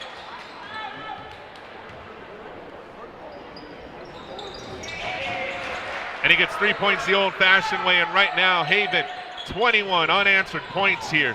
The only 21 points on the game at the moment. Cox to Clark. All the way down to Stover. No, sorry, not Stover. Showalter. That one is a foul.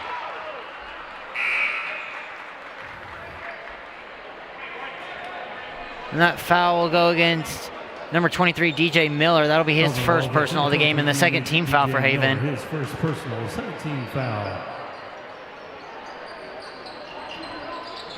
They send it all the way back over to Clark here. And now,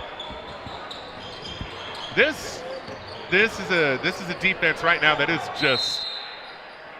just not letting anything go through. I mean, you know, we've said it time and time again. You said it just at the start of this game that you were looking forward to how this defense was gonna do. And in this first quarter, it's got to be it's A+ right now, like 100%. Wouldn't you say? Yeah, this defense has been outstanding for Haven as they get yet another steal. Because as Paramore said in a recent an interview he did at the beginning of the year, he said that this was the tallest team he has coached in a long time, and that helps with getting all these steals in this press. And also Haven has the speed too, so you match up speed and height, and you got yourself a really great defense. And they're showing it right here, right now.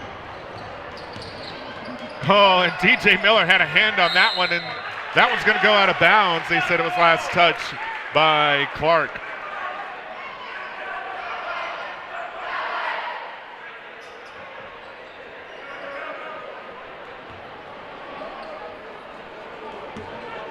Dash Ray. Yoder back over to Ray. 25 seconds left to go in this first quarter. So much has happened in this first quarter. I had to look at the clock and make sure that it still said 1 on there. Dash Ray once again, and they're holding on to it. And a foul is called. Nash a little slow to get back up, and Zero. Casey Cox, his first personal, 15 foul. Well, Nash Ray is going to go to the bench here. We've seen him take those crashes time and time again. You know, I mean, oftentimes described as surprising on his athleticism and his toughness. Hopefully Nash will come back into this one. Brant Sipe, he gets that one blocked out of his hands. Doesn't matter. Clark strikes zeros. Your Haven Wildcats have been a brick wall on defense. It's 21-0. Garrett, what are your thoughts on that first quarter?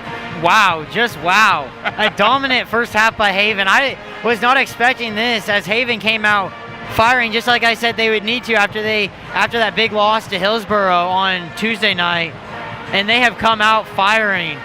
Their offense is playing exceptionally well. Their defense is playing exceptionally well. That first quarter was all Haven. I have no words. I mean, I think you said it best on just wow. I mean, in my time of being in high school, when I was in high school, and in these years commentating for these games, I have never once seen a game just be a shutout for an entire quarter, and that is, I mean, you know, I'm not wanting to downplay Lyons, but I mean, like, that is just amazing on the defense for the Wildcats. Yeah, and we're not downplaying Lyons. It's just this defense for Haven in this press, and the 13 defense that they play. Any team struggles against them. I mean, even Heston, a couple years ago, my senior year, they struggled against our 13 press. So even the best of the best can struggle against this defense. A lot of teams are taking note. That one goes out of bounds, but You know that Paramore's got to be smiling ear to ear right now. Yeah, this is for him, this is a great start for his team. DJ Miller for 3. Miss on that one there.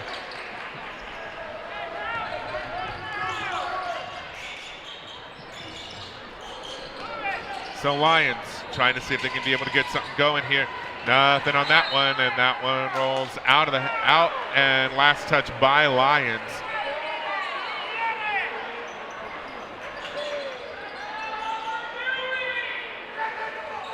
If you're watching this game here tonight, we thank you very much for joining us and making us part of your weekend here. It's the one and only, well, it's one of the few times this year that we get to be a part of a Friday night matchup, and it's CKL rivals. So I mean, like, that's always a good thing. So thank you guys for being on board here tonight. We know, I mean, like, there's a lot of other sports going on. One about, like, you know, good 12 hours, or one, like, you know, in a completely different time zone, just all the way across the other side of the world. But we're glad that you guys have chose to spend the night with us here. It's homecoming night. That one's a long distance 3. That's a miss. And that's DJ Miller who picks it up. It's homecoming night. We've already crowned the king and queen. And Grant Sipe gets that one to go in. And I mean, you know, if you didn't see it, it was Mara Smith and Dalton Schrog that are king and queen of the court here. So, and congrats to both of them as winning king and queen for Winter Homecoming 2022. Showalter gets the first basket here for Lyons, and it comes about 6.5 minutes with the second quarter left. Grant Sipe goes up, and he gets that one to fall in here. Grant Sipe, assisted by DJ Miller. And DJ Miller credited with the assist there.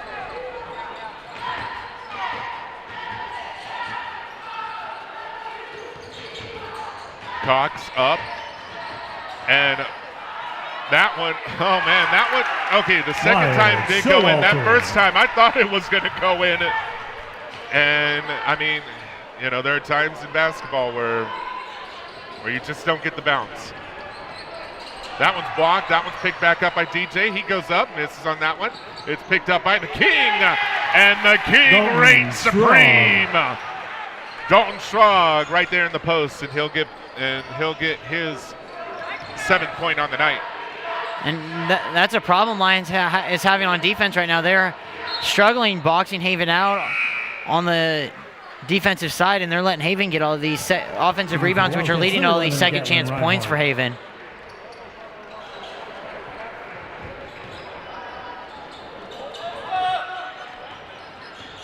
Off the inbound here after the kick ball. Cox. Oh, and Dalton Schrog had an arm on it. This one's to Gatlin Reinhardt. He goes up. He was 2-on-1. That was a miss. Dalton Schrog tried to save that one, but couldn't. And now Lyons will have another opportunity here with 5 minutes left to go in this first half. Cox up and in, and that was a pretty nice shot there. Off balance, and Cox, you know, he was able to get that in. Yeah, those aren't the easiest shots to get to fall in, are those off balance shots. See Kraft up, miss, and Grant Sipe tried to save it, and instead he sends it out of bounds. Oh, no, they're calling a foul. Lyons, number 5, Carl Clark, his second personal, 16 foul. Here for Lyons, number 13, Kevin Soto. And a bit of confusion here as the coach is talking it through, but the game is back on here. Schrog for 3. Bang! The King hits from downtown. And just as I said before, the King reigns supreme. And that one goes out of bounds here. I mean, long distance, man. And we said that last week.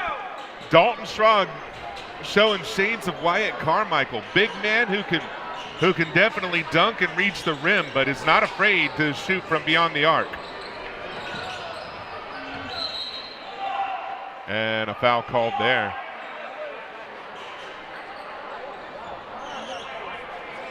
And that foul will go against number 15, Trayton Yoder, and that's his first, and the fourth team foul for Haven. And that one's going to be sent all the way to the back here for a good reset here. Cox will have it now.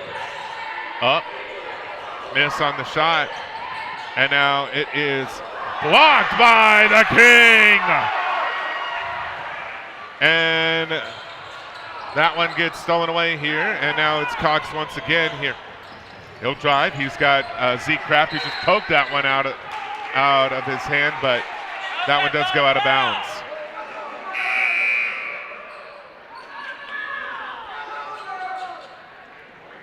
And for the Wildcats, number 5, Nash Ray. And Nash Ray.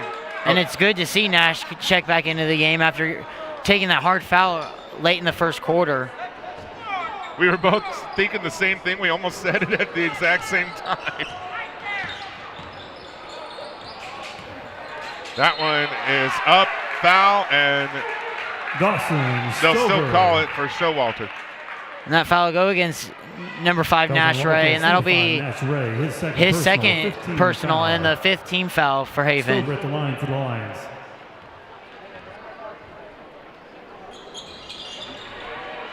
And a miss on that one.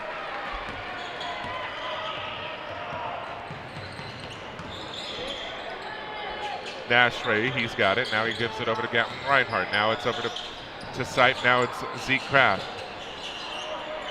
Nothing but freshmen and seniors on the court. And a junior. And a foul. And that will be an offensive foul on number 11, Gatlin Reinhardt. His first and the 6th team foul for Haven.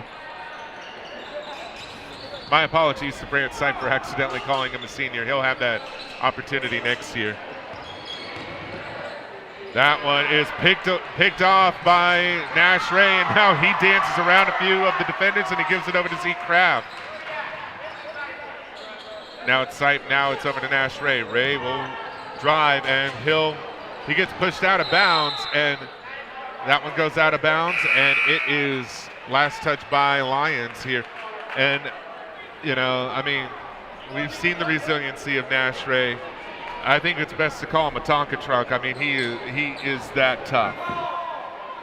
Yeah, Nash is really tough. And the officials are discussing whose ball it should be, and they changed the call, and it will go to Lyons. And for the Wildcats, number 23, DJ Miller.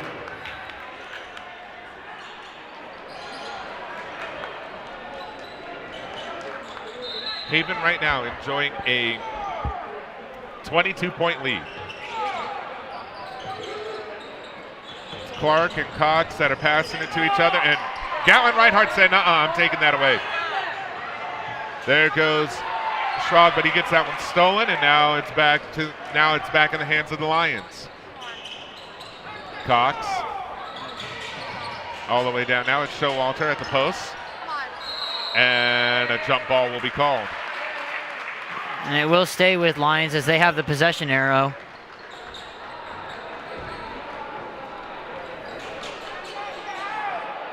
Big crowd tonight here. It's homecoming, and I mean, a lot of Haven supporters out there. And a foul is called, and it's on Lyons.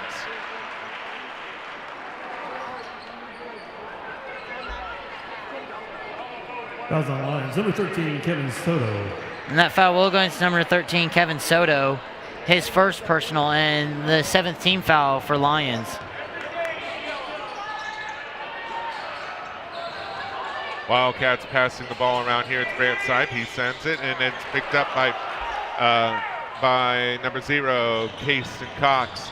That one is up and in by Clark, and now a timeout here called by Lonnie Paramore. And you know, the Lions right now, they're seeing a bit of momentum shift in their direction here. Timeout Wildcats, full And so, timeout. I mean, you got to wonder what's going through the mind of Lonnie Paramore right now. What do you think he's telling his boys at this moment? And you can tell he's not very happy right now with the way his team's performed in the last couple minutes, as Lyons has narrowed the gap to 20. And the defense is kind of falling apart here a little bit. I think they're just getting a little gassed here, so they just got to take a minute to breathe, get some water, and just kind of get their mind right again. They got to refocus. It's ultra important to get your water in. Stay hydrated. I mean, this is a very tough and physical game, and you got to keep those liquids in and refuel every time out, every chance that you get.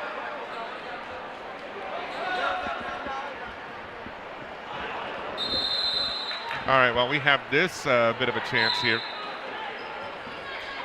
Next home game for the Wildcats here will be on Tuesday. It's against Pratt. Will there be any love lost, as it will be the day after Valentine's Day? We'll have to find out. It's right here on the Wildcat Network. Tip-off for the girls is at 6 o'clock. And a foul was called there. That will send Dalton Schrog to the line. By the way, also Haven is in the bonus. And Schrog misses on the free throw. Cox all the way over to Clark. And Gatlin Reinhardt almost stole that one, and it's a foul.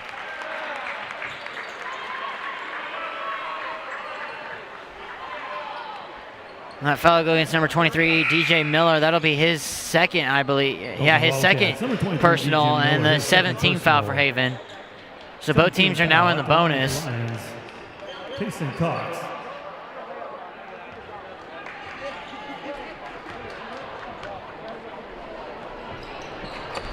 And the first of the 1-and-1s go in for Case and Cox.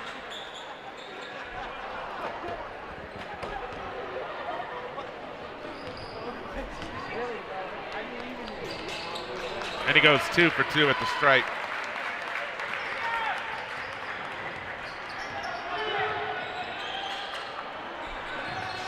What was once a big advantage now has turned into an 18-point difference here. It's still a pretty big advantage for the Wildcats, but they've let off on the gas pedal here for the moment. Now everybody seems to be getting foul happy here.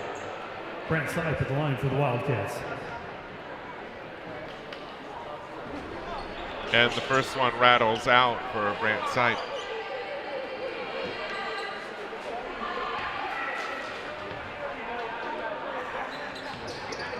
And he misses at the line, 0 for 2. Very rare sight from Brant on that one. That's rare for him to miss both of them. Keyston Cox. And that one goes in for number 15, Dawson Stover. Now Lyons is now just 16 points away here. And a foul called on Haven. It'll go against number 23, DJ Miller, on the illegal screen, and he just picked up his third personal of the game. So he'll have to sit most likely for the rest of the first half.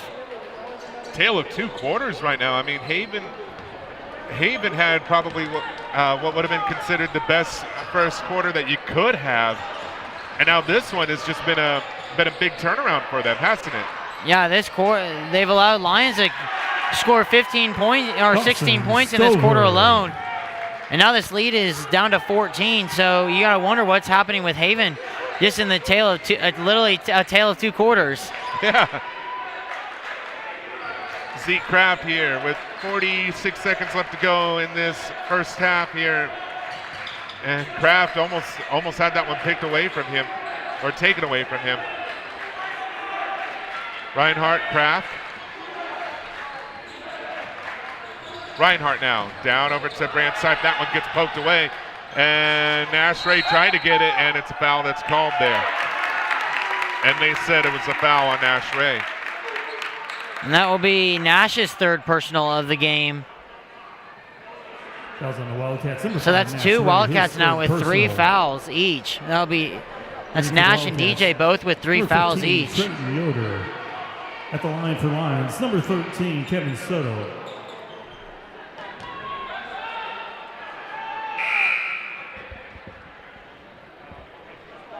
Kevin Soto will be And at for the Lyons, line number 12, here. Ruben Guzman.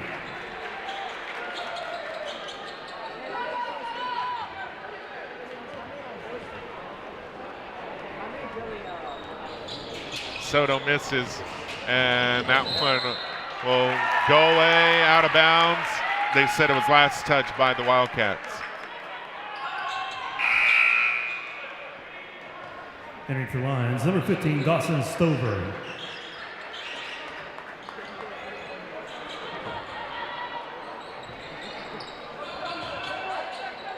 Clark over to Soto. That one's picked off by Gatlin Reinhardt and then stolen, then picked up again here. Now it's Yoder. Now it's over to Zeke Kraft. Oh, and he straddled that line there. Yoder up, miss, foul called, and he'll go to the line and shoot two.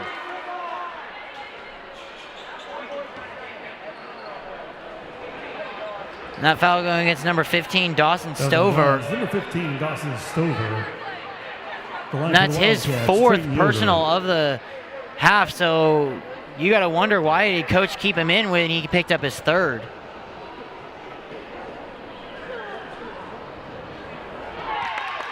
And the first one is a miss. I mean, sometimes you play a risky game by keeping them in for the remainder of the half with 3 fouls, but Brandside has it. Now it's over to Kraft, and 3 seconds left to go. They're going to have to make a quick shot. Foul is called. They said that one it was on Zeke Kraft there. And that foul will go against number 15, Trenton Yoder, and that's his 2nd of the half. Sorry, I said Zeke Kraft. You are correct. That was on Trenton Yoder. And we said it, tale of 2 quarters in this half. The Wildcats had a commanding lead, and now it's dwindled down to 14 points. And I mean, that one was a bit of a shocker there. What are your thoughts on that first half? Quite shocking, actually. The way Haven came out in the first quarter and just played lights out offensively and defensively. And then in the second quarter, they just struggled so much. Their defense let up a bunch of points, and their offense struggled to hit any shots. So we'll have to see what Paramore says to them and how they adjust coming out of halftime. On Thursday, the 17th at 7 p.m. We're gonna have to see here what the second half is going to have in store for us. There's a lot of storylines to follow. A player that is in foul trouble with 4 fouls, and a team right now that didn't let any baskets go in the first quarter, letting 16 go by. All right, we're going to give it away to the cheerleaders here. Enjoy the sights and sounds of Wildcat Gymnasium. Introducing senior Amara Smith, senior Chloe Moore, senior Isabel Snyder, senior Layla Larson, senior Savannah Rees, junior Addie Teal, junior Amanda Higginbottom, junior Kadar King, junior Ellie Nisley, sophomore Tatum Lutz, freshman Jana Smith, and freshman Bella Voss.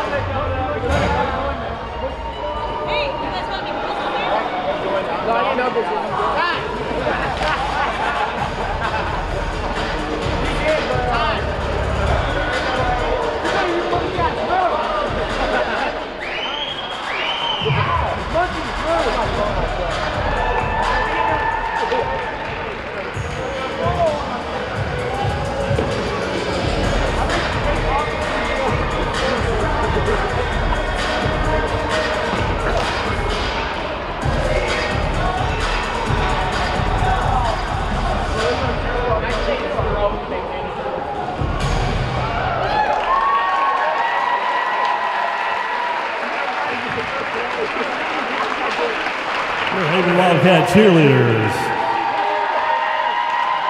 Once again, they'll be in Rally in the Valley in Valley Center on Thursday the 17th at 7 p.m.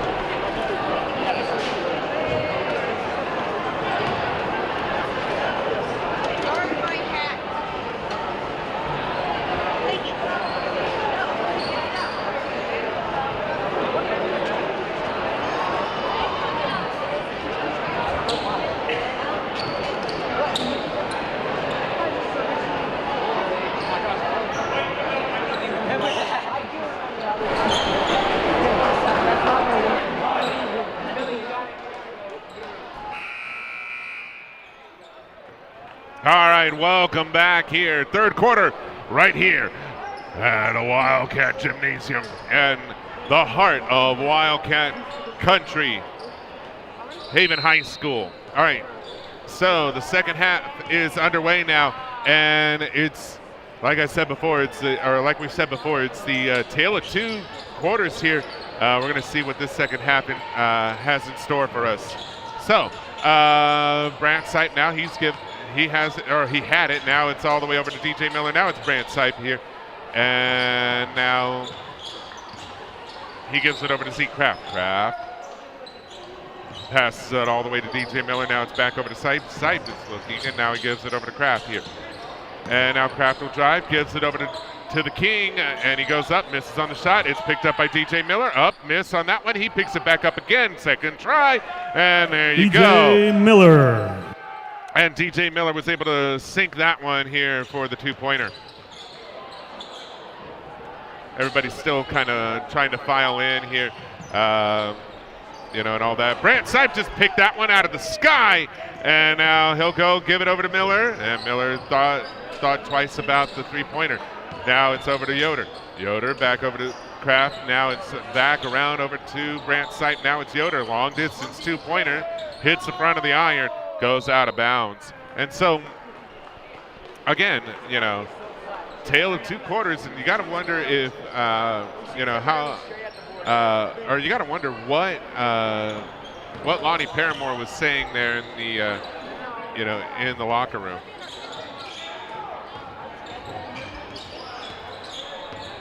All right, number 12, Guzman. Now it's Clark. He passes it. Now it's ping-ponged around. Now it's back over to Clark. Stover. And that one does not go in, and it lands in the hands of Brant Sipe. Now it's DJ Miller. He's got it. He's going to go. He thought about driving it. Now it's back over to Brant Sipe. Now it's Zeke Kraft. Kraft is now going to wait. And now he gives it back to Miller, and now it's back over to Kraft. 2 minutes have gone by in this third quarter here. Brant Sipe goes up, miss. He picks up his own rebound. He goes up again and gets that one to fall. Brant Sipe.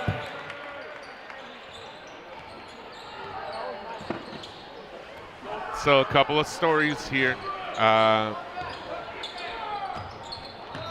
Haven, after not letting any points go by them or go into the basket, after not letting any points go into the basket in that first quarter, they let 16 go in. Now they're on a 4-point run.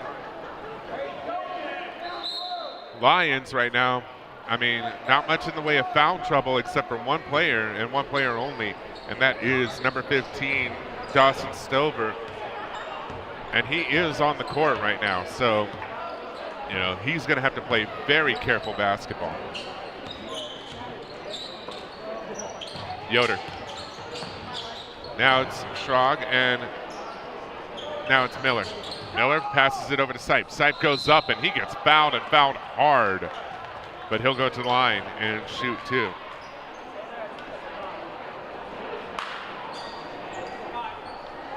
Goes on the line, under 5, Carl Clark, his third personal. Brant Sipe at the line for the Wildcats.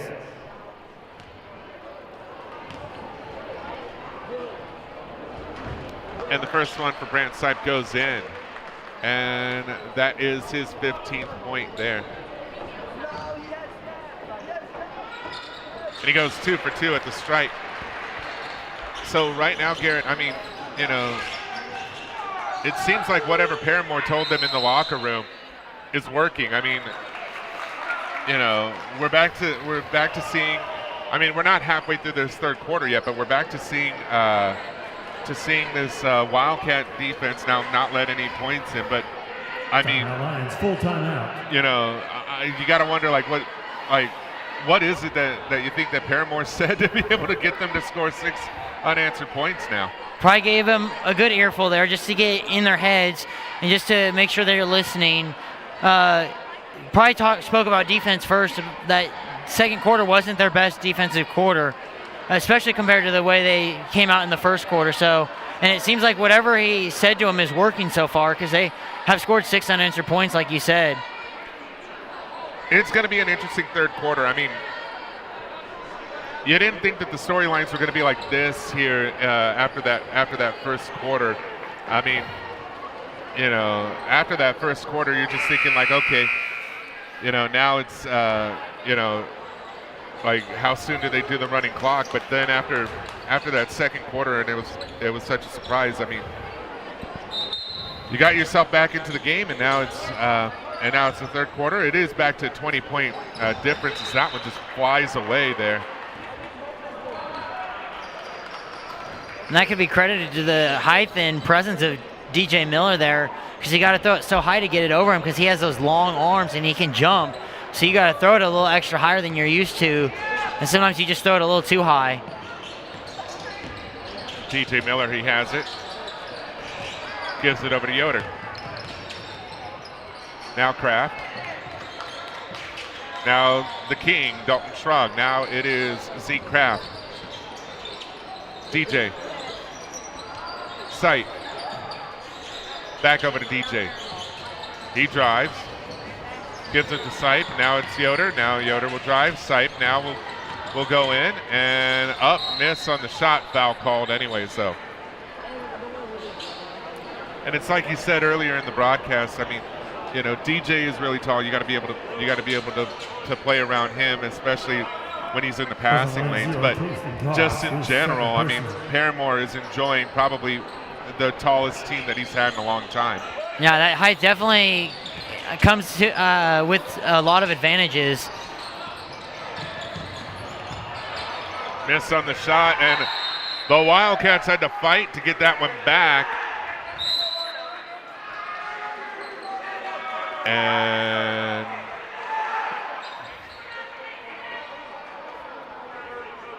timeout is called there. And it looks like there was a technical foul also called on one of the Lions players.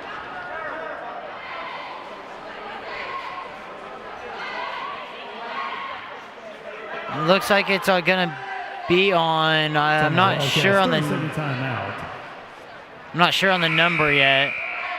With a technical foul. Looks like it's on number 0, Casten Cox. Or no, never mind. Carl Clark. Although the number that is up on the scoreboard is for Casten Cox.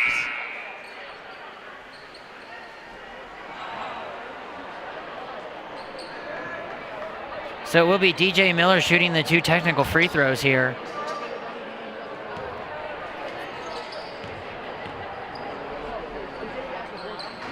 And the first one does fall in for DJ.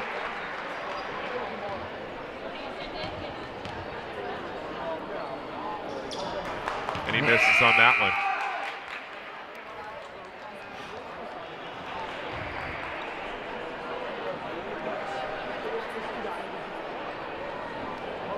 So due to the technical, 2 free throws, and the Wildcats will retain possession.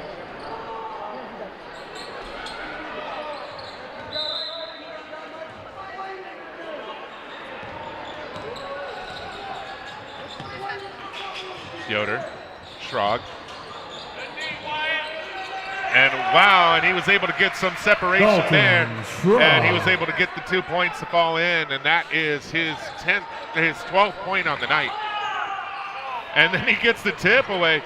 Dalton Schrog just doing everything tonight, winning the crown, and now just playing lights out defense and offense.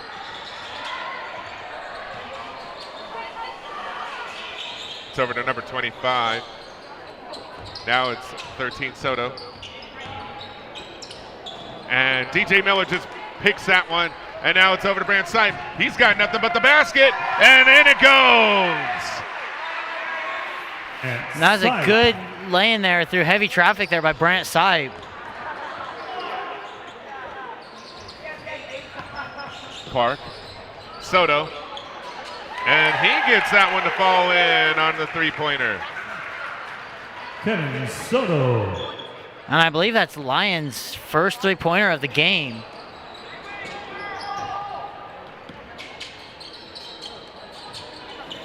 DJ tried to answer a three with the three.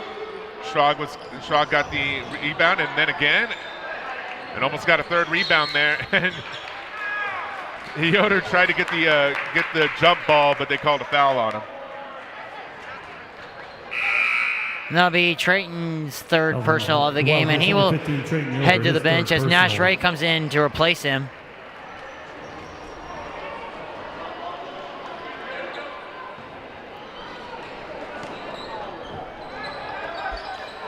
So it seems like the Wildcats right now, they've got momentum on their side. They've only allowed 3 points in this quarter so far, as that one gets poked away. And now it's Dalton Schrog. He's got one man in front of him, and a foul is called there. And he will go to the line to shoot 2. As that foul was on number 5, Carl Clark. That's his 5th. Carl Clark. And at the line for Wildcats, Dalton Schrog. And a little bit of confusion here, a little bit of communication between the scorer table and the coach here, and the referee. Because as of right now, he is scored with 5 fouls.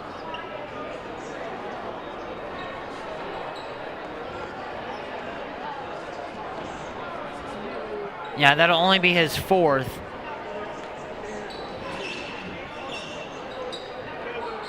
I've worked those scorers tables before. I mean, it's a fun but unenviable position here.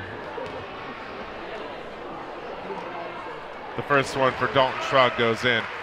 Now, I've worked the scores table, the book too, because that's what the referees base it off of. So if you don't do a good job keeping the book, then you could mess the whole game up.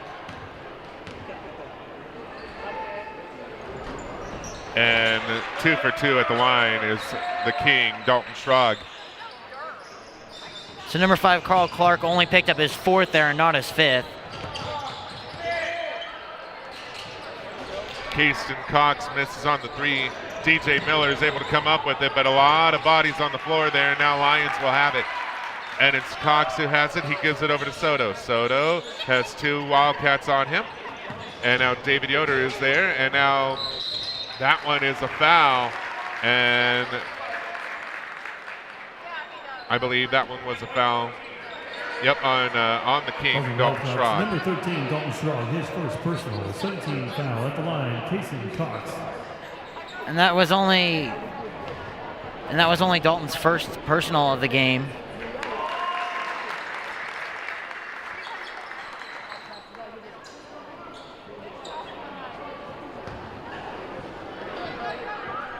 So, as Keyston Cox sinks his 2nd of 2. So, I mean, you know, we saw Clark. Yeah, it was an error for him to have 4 fouls earlier. He has 4 fouls now. There's also bang! DJ Miller hits the 3. The Wildcat 3. I had to look down for a second there, and then everything happened. Stover also has 4, as that one falls in for Stover. So, I mean, right now, if you're Lions, you've got 2 players on the court right now that both have 4 fouls to their name. I mean, what do you do? What does that do to your mindset as you play defense? You just those players got to be smart and use their head and not foul, because if one more foul for either one of them, then they're sitting the rest of the night on the bench, which isn't fun. Zeke Kraft up for 2, and that one rattles in. Zeke Kraft.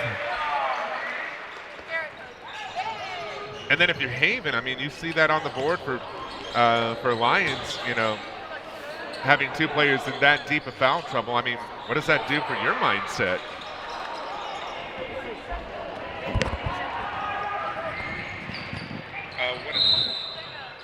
What is having 2 players deep in foul trouble? What does that do for your mindset if you're Haven?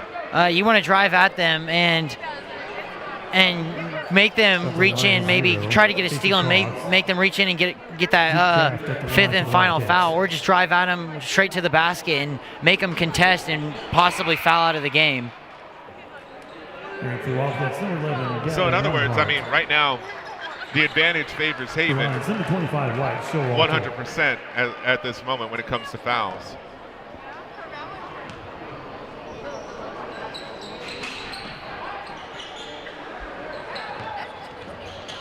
.48-23 here, less than a minute left to go.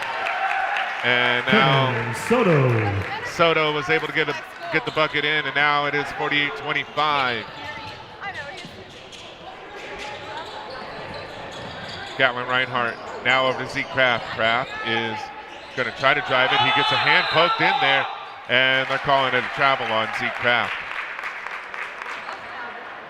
Yeah, Zeke admits that was his mistake. He tried to dribble through too much traffic there and just wasn't able to do that and pick up the ball and took a few too many steps there. Clark goes up. Nothing doing on that one, and it's picked up by Dalton Schrog. Now it's Zeke Kraft. And he's going to wait this one out. And they'll settle for the last shot of the third quarter, try to get some momentum going into the fourth.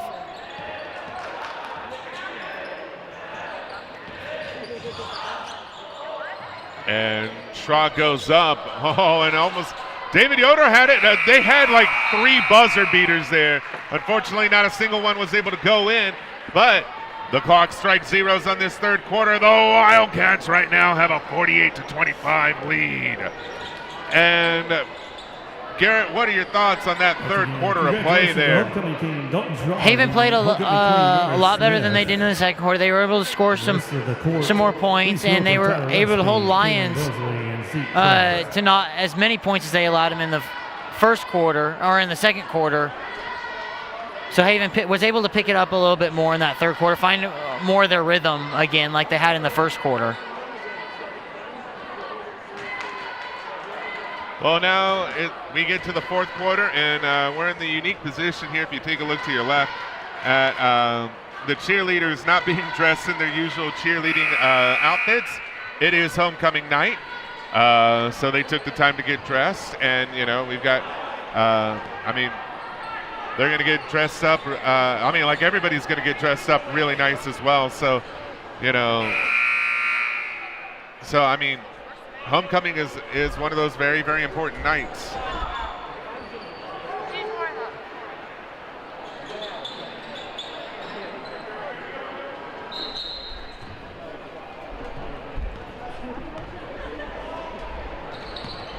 All right, we're back at it. We are also having a camera person change there. As that one does go in here for Lyons. And that was a good floater there, high off the glass, and was able to get it to fall in.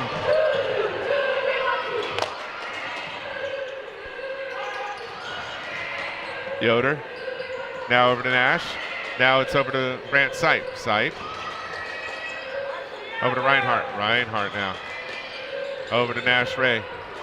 Now it's David Yoder. Now it's Reinhardt. Now it's over to Trayton Yoder. He goes up, misses. Brant Sipe gets the rebound, and he gets fouled, and he'll go to the line, and he'll shoot too.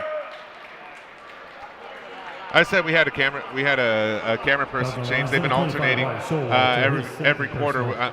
This is one of those nights where I have a lot of volunteers who are helping out. Grateful to all of those who helped out tonight.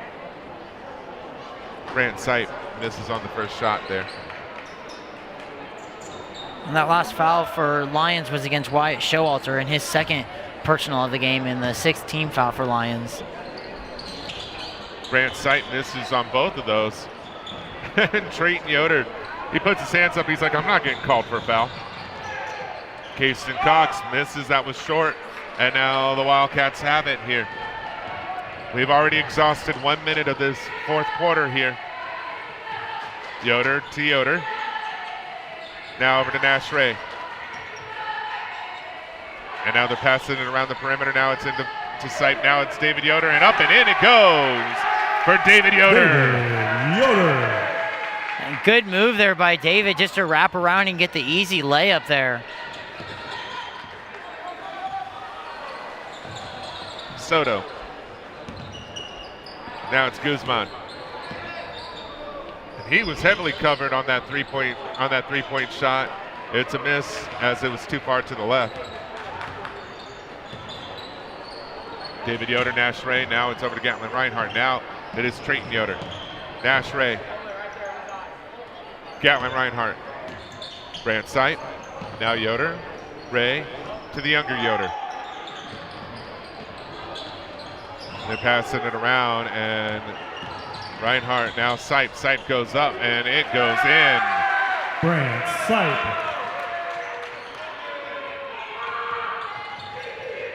And just like his jersey number, Brant Sipe now has 20 points on the night. I think that's the highest total so far this season on these streams. I mean, my goodness, he has shown dominance in the paint. And that one goes in Dawson Stover. for Dawson Stover. And he's got 10 points on the night.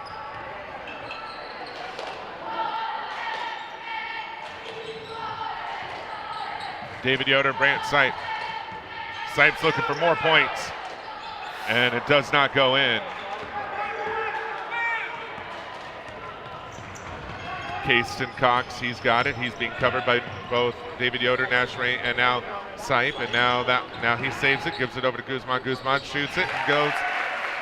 Well, it was a little bit shorter than than the free throw line, but he's still got that one to fall in for him. 52-31 for the Wildcats with little less than 5 minutes, and a timeout is called. And so Haven has now exhausted all but 2 of their timeouts here. Timeout Wildcats, 30-second timeout. And, you know, the intense demeanor that Lonnie Paramore had in that second quarter seems like he's a little bit more calmer now. Yeah, he's definitely a lot calmer than he was in that second quarter, because whatever he said during halftime and throughout this quarter has definitely been working for Haven, as they haven't struggled as much as they have during that second quarter. And as you saw on the cameras there, something that we haven't seen, I don't think in a while. I don't think I've ever seen it in my 4 years here. The cheerleaders were throwing shirts into the stands. I think that needs to happen more often. And if they do, I volunteer for one. All right. Zeke Kraft, TJ Miller. Over to Zeke Kraft, over to Trayton Yoder. He almost loses it, but he gets it back. It's Gatlin Reinhardt. TJ Miller now. Oh, and he does lose it, but it's Yoder, and he rolls out of bounds.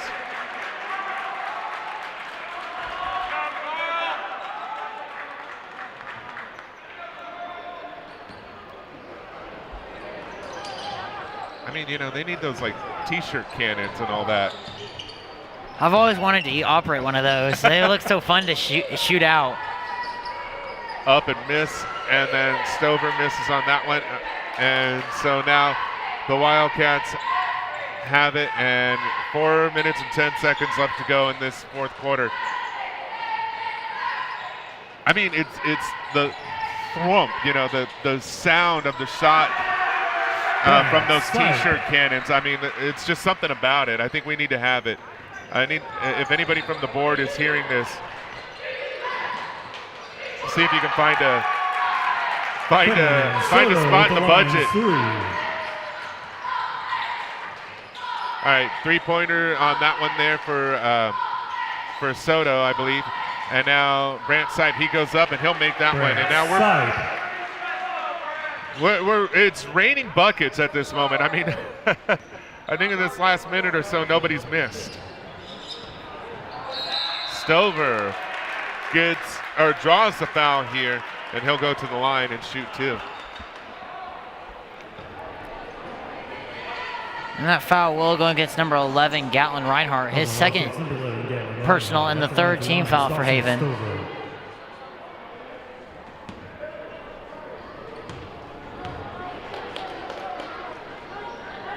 And that first one will go in.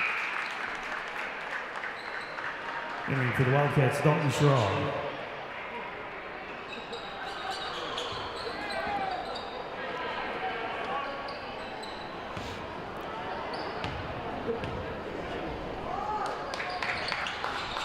And 2 for 2. So if Haven keeps the lead here and gets the W, what is that going to do for their confidence here with 3 games remaining in the regular season? It'll greatly boost their confidence, especially after their big loss to Hillsborough on Tuesday.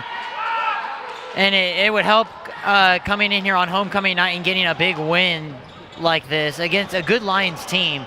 So it'll greatly boost their confidence. And they've got to be feeling pretty happy with the fact that they're right now in that upper half of the standings. I mean, how you do in the regular season can determine or will determine where you play in the first half of Sub-State. Although either way, if you are a Haven fan, Haven alumni, or you are a student, or you have a son or daughter who is a student at Haven High School, I mean, Nickerson is not that far away. Yeah, so it'll almost be kind of a, like for Haven, it'll almost be a home court advantage kind of thing because it's so close. And it's a little different not having it at Halstead like we're used to the past few years. Last year was a little bit further out, but yeah, Halstead, I mean, even I made it out to Halstead. It was a really nice drive to get out there. I didn't want to make it sound like I don't go to all the away games, but sometimes they are a little far away. Soto, 2.5 minutes left to go in this game here. And Nash Ray bounced it away, and now it's DJ Miller who's chasing it down, gives it over to the King, and the King once again reigns supreme. And that wouldn't have happened without DJ's burst of speed there to save that ball. He turned on the jets really quick there to be able to save that ball. Edwin Rodriguez. Rodriguez got the three-pointer, and now they're doing a change out, and with 2 minutes and 1 second left to go, I mean, the seniors, the starters, they're all taking a break now, and that's a sign here that the Wildcats are feeling very comfortable. And both teams are emptying their bench here to let guys who aren't as experienced get a chance to play on varsity.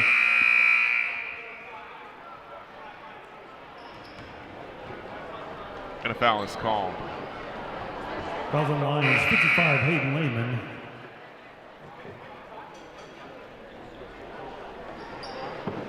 At the line for the Wildcats, Braxton Miller. And it will be Braxton Miller who will take the two free throws.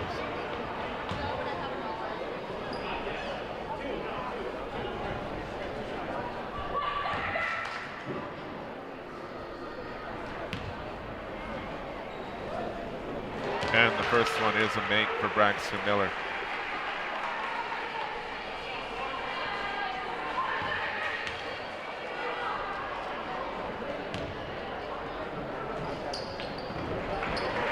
And he goes 2 for 2 at the line.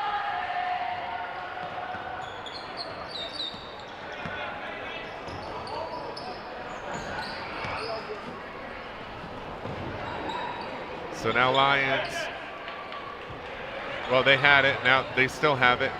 That one gets tipped away and then gets tipped back, and now it's Soto who has it. And that one gets tipped. And now that is picked up, and now Reese Yoder is going to drive it. Gives it over to Nash Ray. Distance on the three. Miss on that one. I mean, not a bad look for Nash Ray. I mean, that was a pretty open three. And that's one that Paramore won't be disappointed with him taking it because it was wide open. And that one goes out of bounds, and it was last touched by the Wildcats. So 1 minute left here, and, you know, I mean, I don't think any timeouts are going to be called here. So, so big win. It looks like it's going to be for the Wildcats. You know, as you said, they're going to have a lot of confidence going in, but I mean, you know, they had that loss, and this turns it around. They've got that confidence that's now going. I mean, I guess the only thing is, are there any takeaways from this game? Is there any, like, what are your thoughts on this as we have a little over 30 seconds left to go? Well, if Haven wants to be successful all 4 quarters, they can't have another quarter like they did that second quarter, and let Lyons climb back into this game, because they struggled there in that second quarter, but they have turned it around ever since. David Yoder with the block, and now it's Cezanne Pierce one-on-one, and that one gets out of his hands by Soto, number 13. And a good block down there by David Yoder on the defensive end.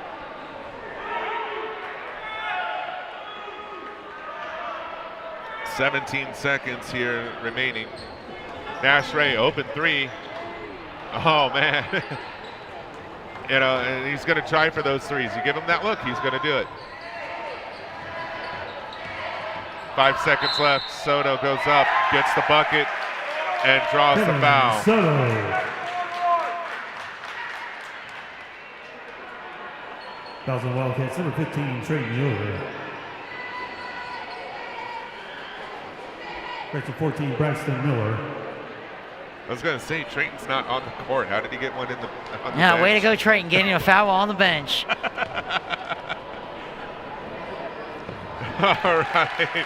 That one goes in for Soto. 4 seconds left to go. I mean, we got to have a bit of a laugh here, because guess what? The Wildcats are victorious in this one. It's homecoming, and it's a double W for the Wildcats. Oh, man. Garrett, what are your thoughts? Great game by both teams. You got to give Lyons the credit for trying to climb back in here, especially during that second quarter. They were able to climb back into this game a little bit and give Haven a little bit of problems there throughout that second quarter. But Haven was dominant most of the game, and they were able to come away with the victory. Well, guys, it's been a fun one. We're glad that we got to crown the kings and queens of the court. 3 more games remaining. The next one's right here, and it's against Pratt. We're back to the Tuesday night format.